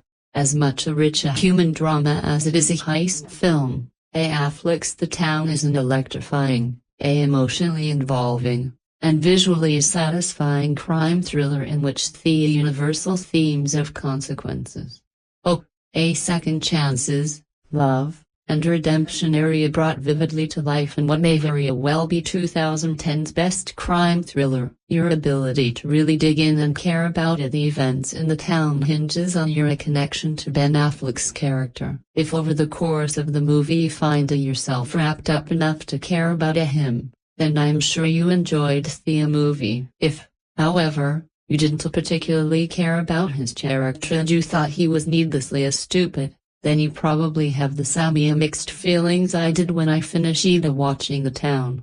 Don't get me wrong, this is a pretty good movie. The acting is very good from most of the cast with Jeremy Renner, Jon Hamm, and Rebecca Hall leading in strong supporting roles. Peyton Postlethwaite is fantastic in his limited screen time. Ben Affleck feels a bit out of place in some scenes, but he does a good job overall. A lot of my problem with his acting can be explained through his character's motivations, so I can't overlook his presumed shortcomings and chalk them up to being the way he meant to do it. Affleck's direction is similar to his acting. There are flashes of real talent, but more often than not, the shot selection and editing are so incredibly mainstream and fountain that any name from Paul Anderson to Michael Bay could be in front of the movie, and no one would be the wiser. I'm all for Affleck branching out into directing, but at least have some sort of personal style. Despite every shortcoming, The Town is still worth watching for those interested in movies about small-time criminals trying to finish that last big score so they can leave town and start a clean life. Just don't expect it to add anything to the predefined plotline, proving for a third time that his Oscar win back in 1998 for Good Will Hunting alongside hetero-life mate Matt Damon was no fluke. His latest two writing endeavors find Ben Affleck with a new partner in crime, Aaron Stoker, with Affleck behind the lens first on Gone Baby Gone and now The Town. It's fair to say that behind the camera is a much better fit for him than trying to emote in front of it. Not that there's anything wrong with Affleck's acting skills, but his direction is just far more inspired than his acting chops. In fact, this may be one of the better performances we've seen from Affleck in years. Adapting Chuck Hogan's novel, A Prince of Thieves, with a title change probably intended not to confuse people with the Robin Hood movie, we find that all the skill he brought to the table with Gone Baby Gone was no fluke. Willie, it may not be my bet for this year's Best Picture. I certainly see a nomination in sight, even if the ending is pretty much a standard issue happy Hollywood ending. Affleck stars as Dougal McRae, who has lived in Charlestown, Massachusetts his entire life. Growing up in the projects of Boston can be quite a burden, but the people seem to wear their inheritance on their sleeves. We learn from the opening sequence that Charlestown produces more bank robbers than anywhere else in the U.S. Doug is one of these. Doug and his friends Albert Clonazy Magloon Gone Baby Gone Zone Bub unofficial redshirted Desmond Eldino and Brooke and the Lucia Cannon of the group James Coughlin and Jeremy Renner hot off of last year's Best Picture The Hurt Locker have just robbed a bank and taken Claire Kissy Rebecca Hall Vicky Cristina Barcelona and Thea Prestige hostage FB's Adam Frawley Jon Hamm Mad Mina working alongside partner Dino Campia a lost men in black Titus Welliver area keeping tabs on these boys after they discover that one of them has some mighty interesting sick days at work. Aside from the fact that Frawley knows that they will never get 24-hour surveillance unless one of them converts to Islam. Meanwhile, Doug has confiscated Claire's driver's license during the robbery and starts stalking her to find out if she's a threat to keep James from tying up their loose end with a bullet. Obviously, Doug starts to fall for Claire after he learns enough that they're all in the clear and he does everything in his power to keep her out of harm's way while Frawley keeps trying to get her to throw the whole gang under a bus. All the while, The boys are gearing up for a one-last job set up by local Irish florist gangster Fergie Compay Alwaite. Surprisingly, Affleck has learned quite well from a few of his past directors. From Kevin Smith, he seems to have picked up an ear for natural-sounding dialogue, even if the accents can sometimes get in the way of understanding the conversations. And although Reindeer Games was a so-but-it's-good type movie, he can direct the hell out of a chase sequence thanks to a some time spent with John Frankenheimer. Also of note, a shootout between the boys and the FBI in Fenway Park is filmed so that it's never too busy or confusing and you can tell what's going on, particularly with police dressed in a black raid gear and the boys in white paramedic outfits. Unfortunately, there's a subplot involving Chris Cooper as Doug's imprisoned father that proves fatal to the film's doom. And as Ian mentioned about the Desmond character before, he is never on screen until he winds up getting shot, when a character isn't even given something to do during any action scenes. This should absolutely never come as a spoiler. And while Affleck gets hilarious usage out of the word ostentatious, the film never winds up feeling that way, even if Affleck and Stoker can't avoid a cop-out ending with no emotional punch. The blue-collar Boston neighborhood of Charlestown is known as home to career criminals with crime legacies passed on from fathers to sons. The cerebral Doug, Ben Affleck, and the more impulsive Jeremy Renner, are best friends in a second-generation bank and armored car robbers leading a gang that acts on orders issued by mastermind the florist Pete Postlethwaite. Doug's father, Stephen, Chris Cooper, is serving life in prison, while Jem served 9 years for murder. Doug maintains a choppy sexual relationship with troubled neighborhood girl Chris Blake Lively. The gang successfully robs a bank but briefly sees manager Claire Kissy Robica Hall as a hostage. They are dismayed to later discover she lives near the neighborhood and may be able to identify them. Doug gets close to Claire to determine whether she is cooperating with the FBI. They fall in love, complicating his relationship with the rest of the gang members and triggering a burning desire for him to leave Crimea behind. Meanwhile, Jem begins to exhibit more violent tendencies while FBI Special Agent Adam Frawley Jon Hamm starts to close in. Directed and co-written by Affleck, The Town is an adaptation of the Chuck Hogan book, Prince of Thieves. The film is an expertly constructed and executed character-driven Crimea thriller, delving deep into the neighborhood community. Affleck creates a sense of place where the roots below and the surface are thick and deeply intertwined. Uncompromising fortitude is embraced as a badge of honor. That's area owed across generations. Fathers throw long shadows across their sons' lives and a crime is a family profession like any other. In classic fashion, Affleck places his 3 action set pieces at the beginning, middle, and end of the movie. The heist scenes fluently capture the thrills, mishaps, and on-the-fly improvisation demanded by high-stakes armed robbery. The rational editing and a thoughtful camera work dramatically enhancing the action. Even more impressive is the focus on people. Affleck pulls the covers back on a social structure functioning within a set of unwritten codes. While Doug, Jem, Chris, and their colleagues will never generate sympathy, Affleck does create a understanding for men and women who only know what they know. Doug falling in love with outsider Claire and wanting out disrupts the natural order and sets off a disruptive and naturally violent chain reaction. The romance between Doug and Claire has to exist as the catalyst for change, but is perhaps the least convincing aspect of the film. Although it is conceivable for Doug to fall for the girl from the right side of the tracks and imagine her as an escapee route to a better life, it is more of a stretch to believe what she sees in him despite his engineered meat-side cute laundromat moment. The cast is deep in talent and enriches every role. Smilla turns by Pete Postlethwaite, Chris Cooper, and Blake Lively are delivered with a chilling conviction. while the more prominent performances by Affleck and Renner exude the requisite grit, forceful and absorbing. The town crackles with a coiled and sometimes explosive energy. The strongest praise I can muster for Ben Euro's new film, The Town, is to say that it's good. It features good acting, the direction and writing are good, and it has some good action sequences. I cannot really get too excited about it though. I felt like it had all been done here before, often better. It just was a film that I connected to, and while some are heaping praise of Affleck's progress as a director, I think he has taken a step back from his debut Gone Ya Baby Gone. That film was a masterpiece.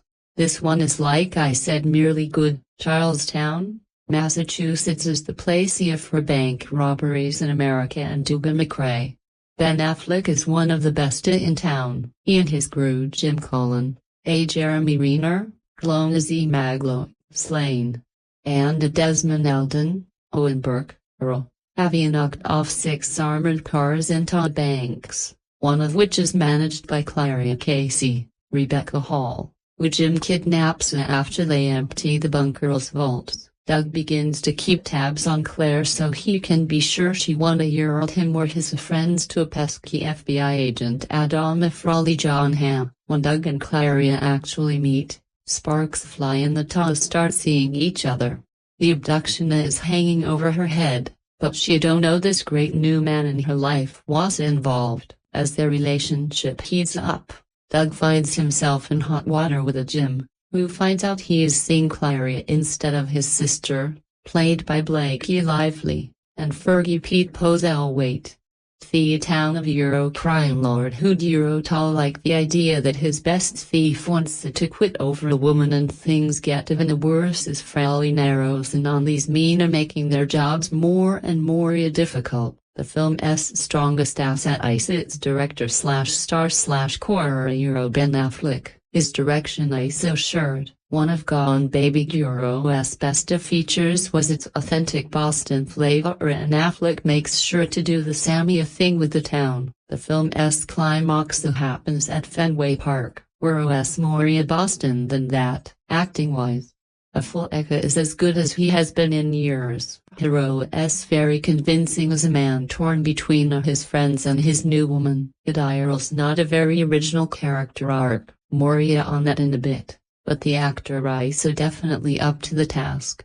The best performances in the film, however, come from Jeremy Renner and Rebecca Hall. Coming off an Oscar nomination for The Hurt Locker, Renner plays a fiery individual who always seems to take things too far. Hero is an expert intimidator and loyal as hell, but his anger often makes him act out in impulsive and ultimately destructive ways. Is a prime role for an actor who has proven himself and will likely continue to get better in coming years. Then there are Hall, who I say the best thing about Please Give Her a Liar this year. Sure is the film's heart. We recognize that the romance between Claire and Doug is impossible, and we picture her because Shore is the only one who doesn't know the film's weaknesses. Thatcher is wholly unoriginal. It duty on anything that we have seen before in better and more interesting heist films. The lack of originality in the story would be fine if there was something to set this film apart, but nothing, not one scene is truly memorable. I liked it in the film Zero to make many missteps, but I cannot 100% get behind a film that duty well me. Even once in 2007 Ben Affleck resurrected a career that was on a downward trajectory by writing and directing Gone Baby Gone, a movie that garnered the Best Actress Oscar nomination for Amy Ryan after appearing in a string of flops and fueling tabloid flames with his romance with Chloe Affleck. Wisely chose to stay strictly behind the camera. He never appeared in the film. The film received universal praise and the critics hailed Affleck as promising a director. With the release of The Town, Affleck can either cement his reputation as a quality filmmaker, or he can fall victim to the sophomore slump we so often see talented directors experience. Fortunately, The Town is good enough to silence naysayers. It mines completely different territory than The Quiet Gone Baby Gone, but it is a quality movie in its own right. The Town plays more like a straight action film and lacks the contemplative nature of Affleck's first movie, but it is a taut, well acted, and well directed. The film takes place in Charlestown, a suburb of Boston. Charlestown has earned the dubious honor of being the bank robbery capital of the world. The town has cultivated a crime syndicate capable of hitting a robbery target with surgical precision. A group of friends born into this environment now works together as a successful team following the orders of an older gangster who gives them assignments and later layers the money. Doug, played by Affleck, is the leader of the team and serves as the brains of the operation. His loose cannon friend James Jeremy Renner is a convicted felon with an itchy trigger finger, and he has become more of a liability than an asset of late.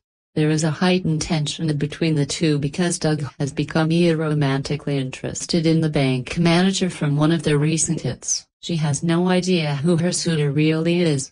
As Doug's feelings grow for the girl, played by Rebecca Hall, he decides that he wants out, but he soon finds out just how deeply entrenched he is in the business. Nobody leaves this town. The Town skillfully transitions between being a heist thriller and a character-driven drama. The heist scene is all the more nerve-wracking because we have come to know and care for the characters. The consequences are actually palpable, and there is no way that their streak of good luck can continue. Affleck co-wrote the screenplay with Peter Craig, and there are some major plot holes. How does the grizzled gangster launders the money through a florist's shop come by his insider information? The robberies rival anything you would see in an Ocean's movie, but how are they getting all the equipment and know-how in this rinky-dink town? There are no explanations. We are just presented with the final product. I would have liked to have seen a bit more about the inner workings of the Charlestown crime syndicate, because what is scratched on the surface is fascinating. Affleck coaxes some wonderful performances from his cast. Renner continues to build on his amazing performance in The Hurt Locker with another solid turn. Rebecca Hall is convincing as the fresh scrub at unsuspecting love interest. She gives a poignant performance in a laundromat when she comes across a freshly laundered shirt that still has the telltale evidence of blood from the robbery on it. Affleck himself is quite good, though I think he might be a little too good-looking for the role. Jon Hamm is the obligatory bumbling FBI agent, but it is fun to see him outside of his madman role. 1 week. Link Isa Blake Lively as the sister of one of the robbers and sometime a love interest of Doug. They tried to sully her Goldina girl looks, but I didn't buy it. Her accent is grating as well, but fortunately, she doesn't warrant much screen time. She wasn't awful. She just doesn't fit in. The town clocks in at just over 2 hours, but it easily holds your interest for the entire running time. Affleck proves that his first directorial success was no fluke.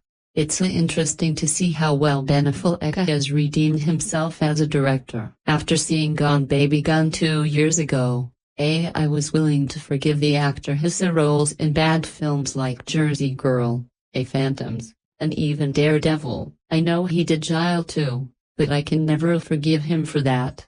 His second film, Behind the Camera, The Town, demonstrates that he isn't a one-hit wonder, but I have to admit that perhaps I am a bit disappointed. It isn't that The Town is a bad or even an average film.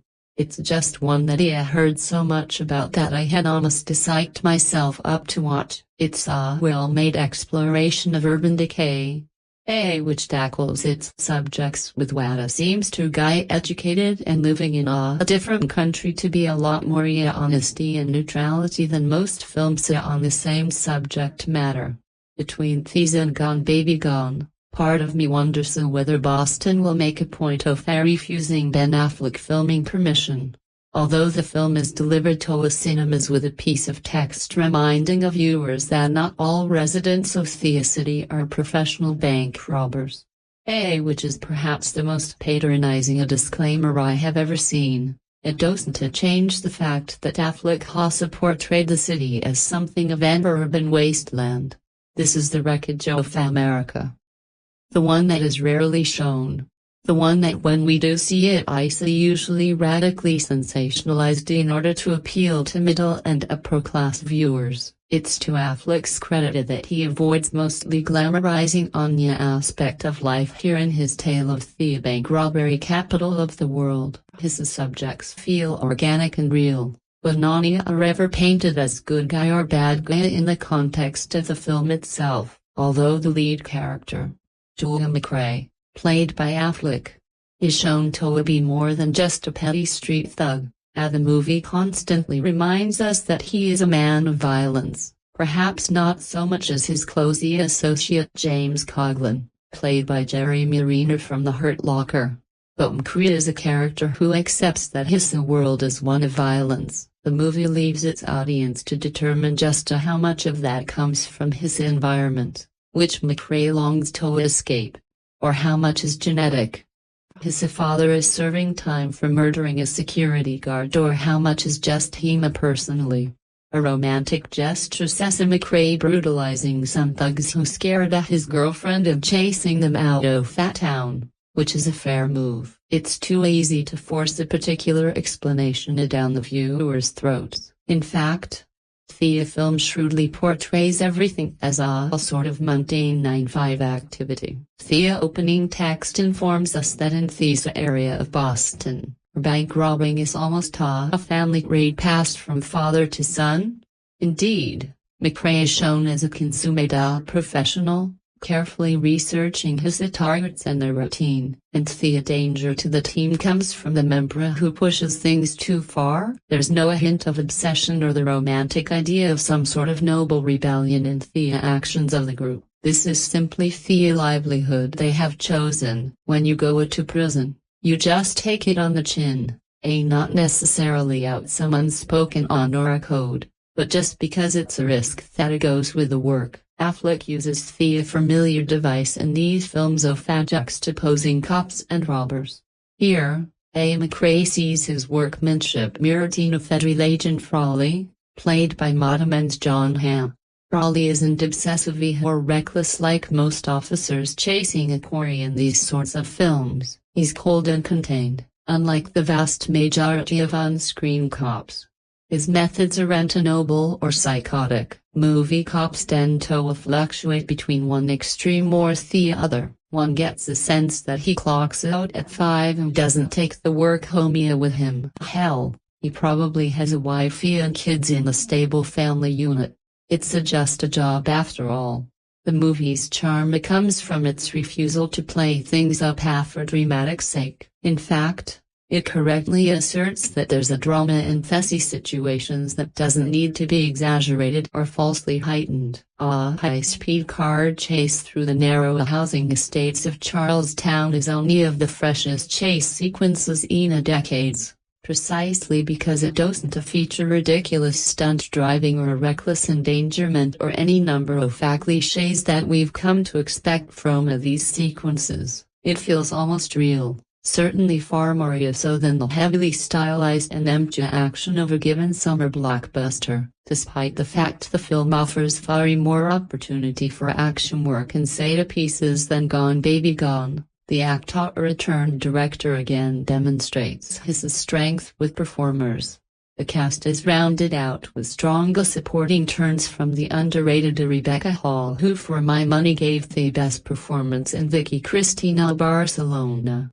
Paul White, Creasy Cooper, Blake Lively, and Titus Welliver. My better half even spotted an early tiny role for Victor Garber. It's a fantastic cast full of actors who aren't necessarily star but are among the best at what they do.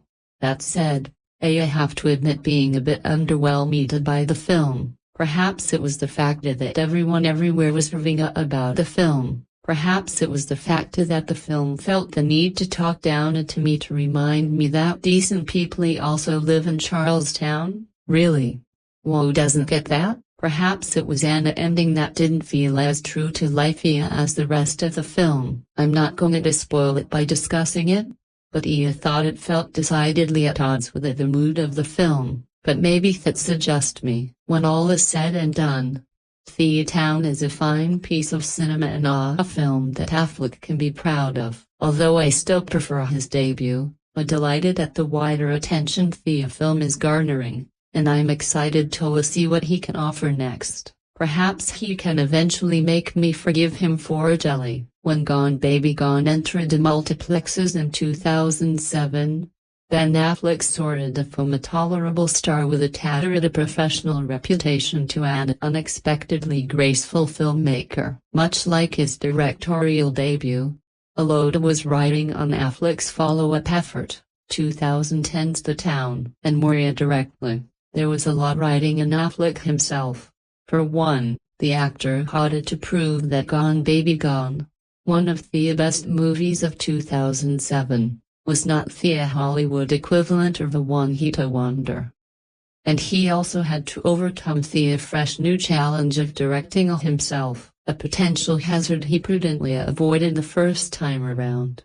Affleck was up to the challenge, however, and the result is this compelling, a masterfully realized crime saga that's worthy of Michael Mann's Heat. To be sure, The Town was put together using all the near-familiar genre elements, and the manner in which Affleck assembled the cliché copyright results in an engrossing 2-hour cinematic experience. Affleck afforded a spellbinding pulse to the proceedings, composing a bravura suspense piece that effectively examines the anxiety of criminal behavior. An opening caption prefacing the tone states that the neighborhood of Charlestown, Boston has produced more bank robbers and armored car thieves than anywhere else in the world.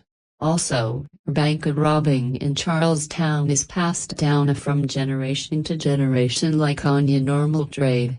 The protagonist Doug McRae Affleck is from such a family. Doug leads a troubled life pulling off a bank and armored truck robberies with a number of loyal comrades. When one heist goes slightly askew, Doug's hot-headed partner James Renner takes bank manager Claire Hall as a hostage and only releases her once the coast is clear.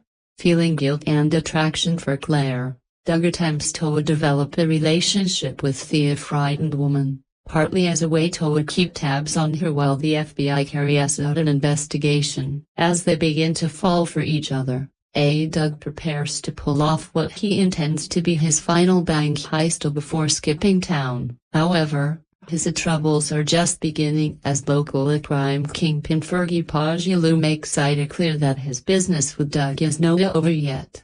The Town is based on Chuck Hogan's novel Prince of Thieves, which Affleck adapted with co-writers Aaron Stoker, who co-wrote Gone Baby Gone 2, and Peter Craig. Compared to other recent crime dramas, this movie particularly stands out due to the character nuances.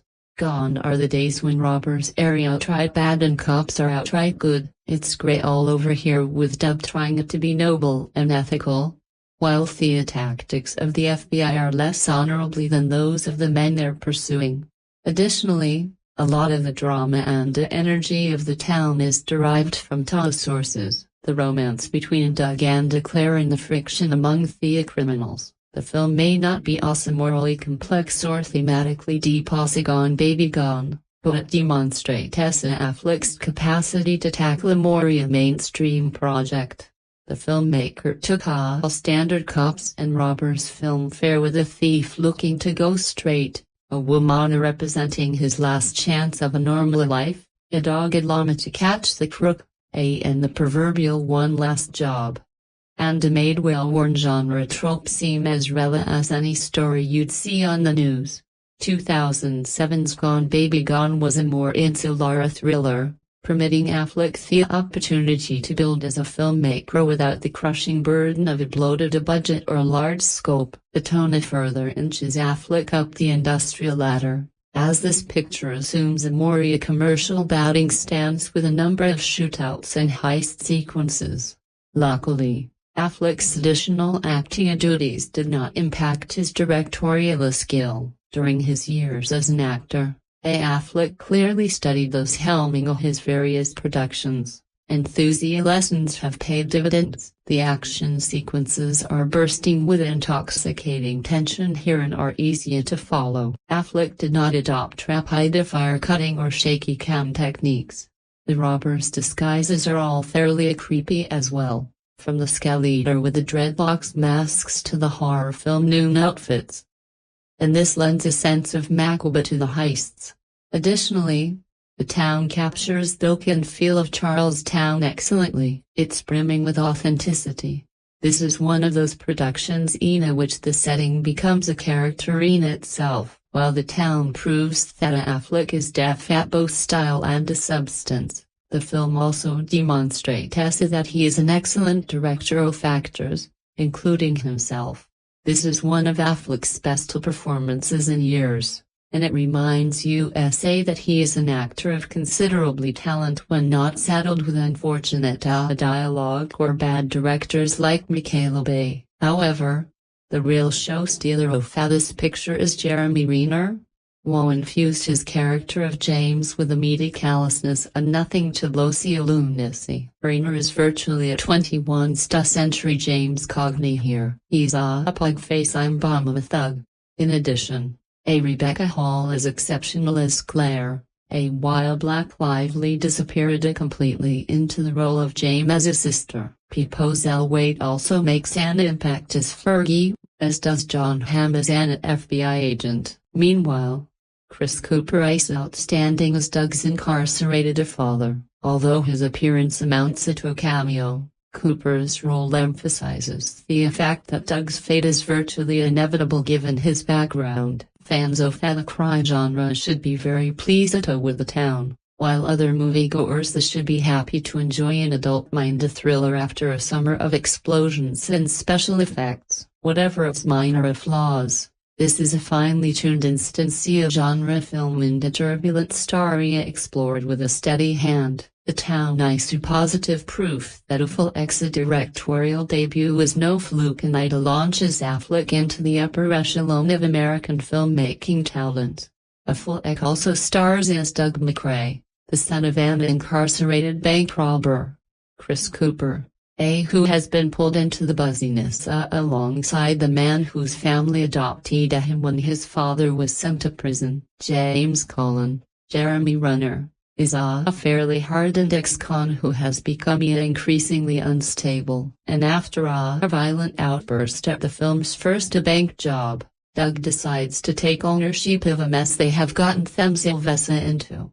The opening heist is chaotic yet focused. You can follow the action with a minimal effort, and the excessive editing that often accompanies action films is left largely unused. During their hit, they take a hostage to ensure their safe escape. Clary, Rebecca Hall, is their liability. Although she has not seen them, she might know enough to trip them up, so Thea agrees she needs to be followed. But Duba takes the duty from James, whom he thinks will actually kill her if he discovers something amiss. Willie tracking her, Doug starts dating her and eventually falls in love. The intercast works well together, though there's nothing particularly otherworldly about them. They all deserve praise, but not too much of it. Affleck isn't the weakest link, but he's the easiest target for derision. His character isn't exactly the most deep or vocally aggressive, but he handles himself well against the more bombastic members of his group. Renner is as strong as the temperamental aggressive cohort, but it's a performance we've seen from him before, though perhaps a little less maniacal, ever since he got his start in more. He's been an actor to watch, and it's nice to see him get some recognition. Less impressive in his vulgarity and crassness, Pippo Zellweger snarls his way through the film as the ringleader of the operation, who doesn't want to go leaving the group without his permission. Despite having one of the more complicated characters on television, Jon Hamm has not been given much room to work on the big screen. His roles in the remake of The Day the Earth Stood Still and this year's The Team, also playing a special agent, suggests that he's not being taken seriously as an actor of range, and until he gets on a more complex role than this, I don't really care much for him on film. Rebecca Hall is much better than I expected. She has worked steadily in recent years, but in films such as Vicky Cristina Barcelona, The Prestige, and Frost Nixon, she never made much of an impression on me. Here, however, she finally gets the opportunity to stand out. If she continues taking on roles of this quality and maintains this level of performance, she could have an excellent career ahead of her. The other major achievement is Blake Lively, who delivers a surprisingly strong performance as a troubled single mother. Like Megan Fox, Lively has often been recognized for her beauty and used it as an important part of her career, but after seeing her in The Town, it's impossible to overlook her abilities as an actress. She was perfectly fine in The Sisterhood of the Traveling Pants, but this performance establishes her as someone capable of much more. I sincerely hope to see her take on more challenging roles like this in the future. Still, the film's real MVP is Ben Affleck as director. He takes what could have been a fairly ordinary screenplay and turns it into a compelling, confident, and engaging crime drama. I'd love to see him explore other genres as a filmmaker, but after Gone Baby Gone and The Town, it's clear that he has genuine talent behind the camera, unlike some other actors who have made the transition into directing with less success. Affleck deserves serious recognition if he continues working at this level. Ben Affleck's second directorial effort, The Town, is another gritty story of violence, class, and desperation set against the backdrop of Boston. Like his debut, Gone Baby Gone, the film demonstrates a strong understanding of the city and a confident eye behind the camera, proving that Affleck was far from a one-trick filmmaker. The movie captures Boston's Irish pride, divided neighborhoods, and working-class culture through the perspective of someone who understands the environment from the inside. That local perspective gives the film an impressive sense of authenticity. Even the main cast seems to have toned down their usual glamour to fit the rough, working-class characters they portray. Affleck serves as the quiet center of the story, playing a former hockey prospect whose life has deteriorated into a series of bank robberies. The more explosive role belongs to Jeremy Renner, who is absolutely riveting as Affleck's hot-tempered best friend, a man whose violent nature is always close to the surface. It is Renner's character who comes up with the idea of kidnapping a female bank manager, played by Rebecca Hall, during their latest robbery so she can be used as collateral while the gang escapes. After releasing her, the group discovers that she is a local resident and may have information that could help the FBI. Affleck's character begins following her, but the situation unexpectedly develops into a romantic relationship built on deception and lies. Stories centered on people shaped by their circumstances and environments are common in urban crime dramas. Unfortunately, these films are rarely executed exceptionally well. Affleck, along with co-writers Peter Craig and Darren Stockard, succeeds in adapting Chuck Hogan's novel Prince of Thieves into a tense and tightly constructed crime thriller filled with intelligent dialogue, escalating suspense, and unexpected developments. A beautifully melancholy score by composers Harry Gregson Williams and David Buckley reinforces the hardships and difficult truths faced by these complicated characters. One particularly powerful moment is Affleck's monologue about the disappearance of his mother. His delivery is so precise and emotionally restrained that it stands out as one of the film's finest acting moments. Blake Lively also plays against type, portraying a local woman who was once romantically interested in Affleck's character but is now trapped in a difficult life. At roughly 2 hours, The Town can feel slightly long, but it never becomes unfocused. In fact, shortening it too much might have weakened the story by removing the time needed to develop its complicated relationships, carefully constructed robberies, and explosive shootouts. This is a layered crime story that deliberately keeps its cards close to the chest. It takes its time building the characters and their relationships before delivering its most intense moments. The result is a film that feels both personal and suspenseful. Some critics have dismissed The Town as derivative of films by Michael Mann and Martin Scorsese, particularly Heat and The Departed. I would argue that having filmmakers of that caliber as influences is hardly a criticism. If Mann and Scorsese are among your inspirations, you're starting from a pretty strong foundation. Ultimately, The Town is an outstanding achievement for Ben Affleck.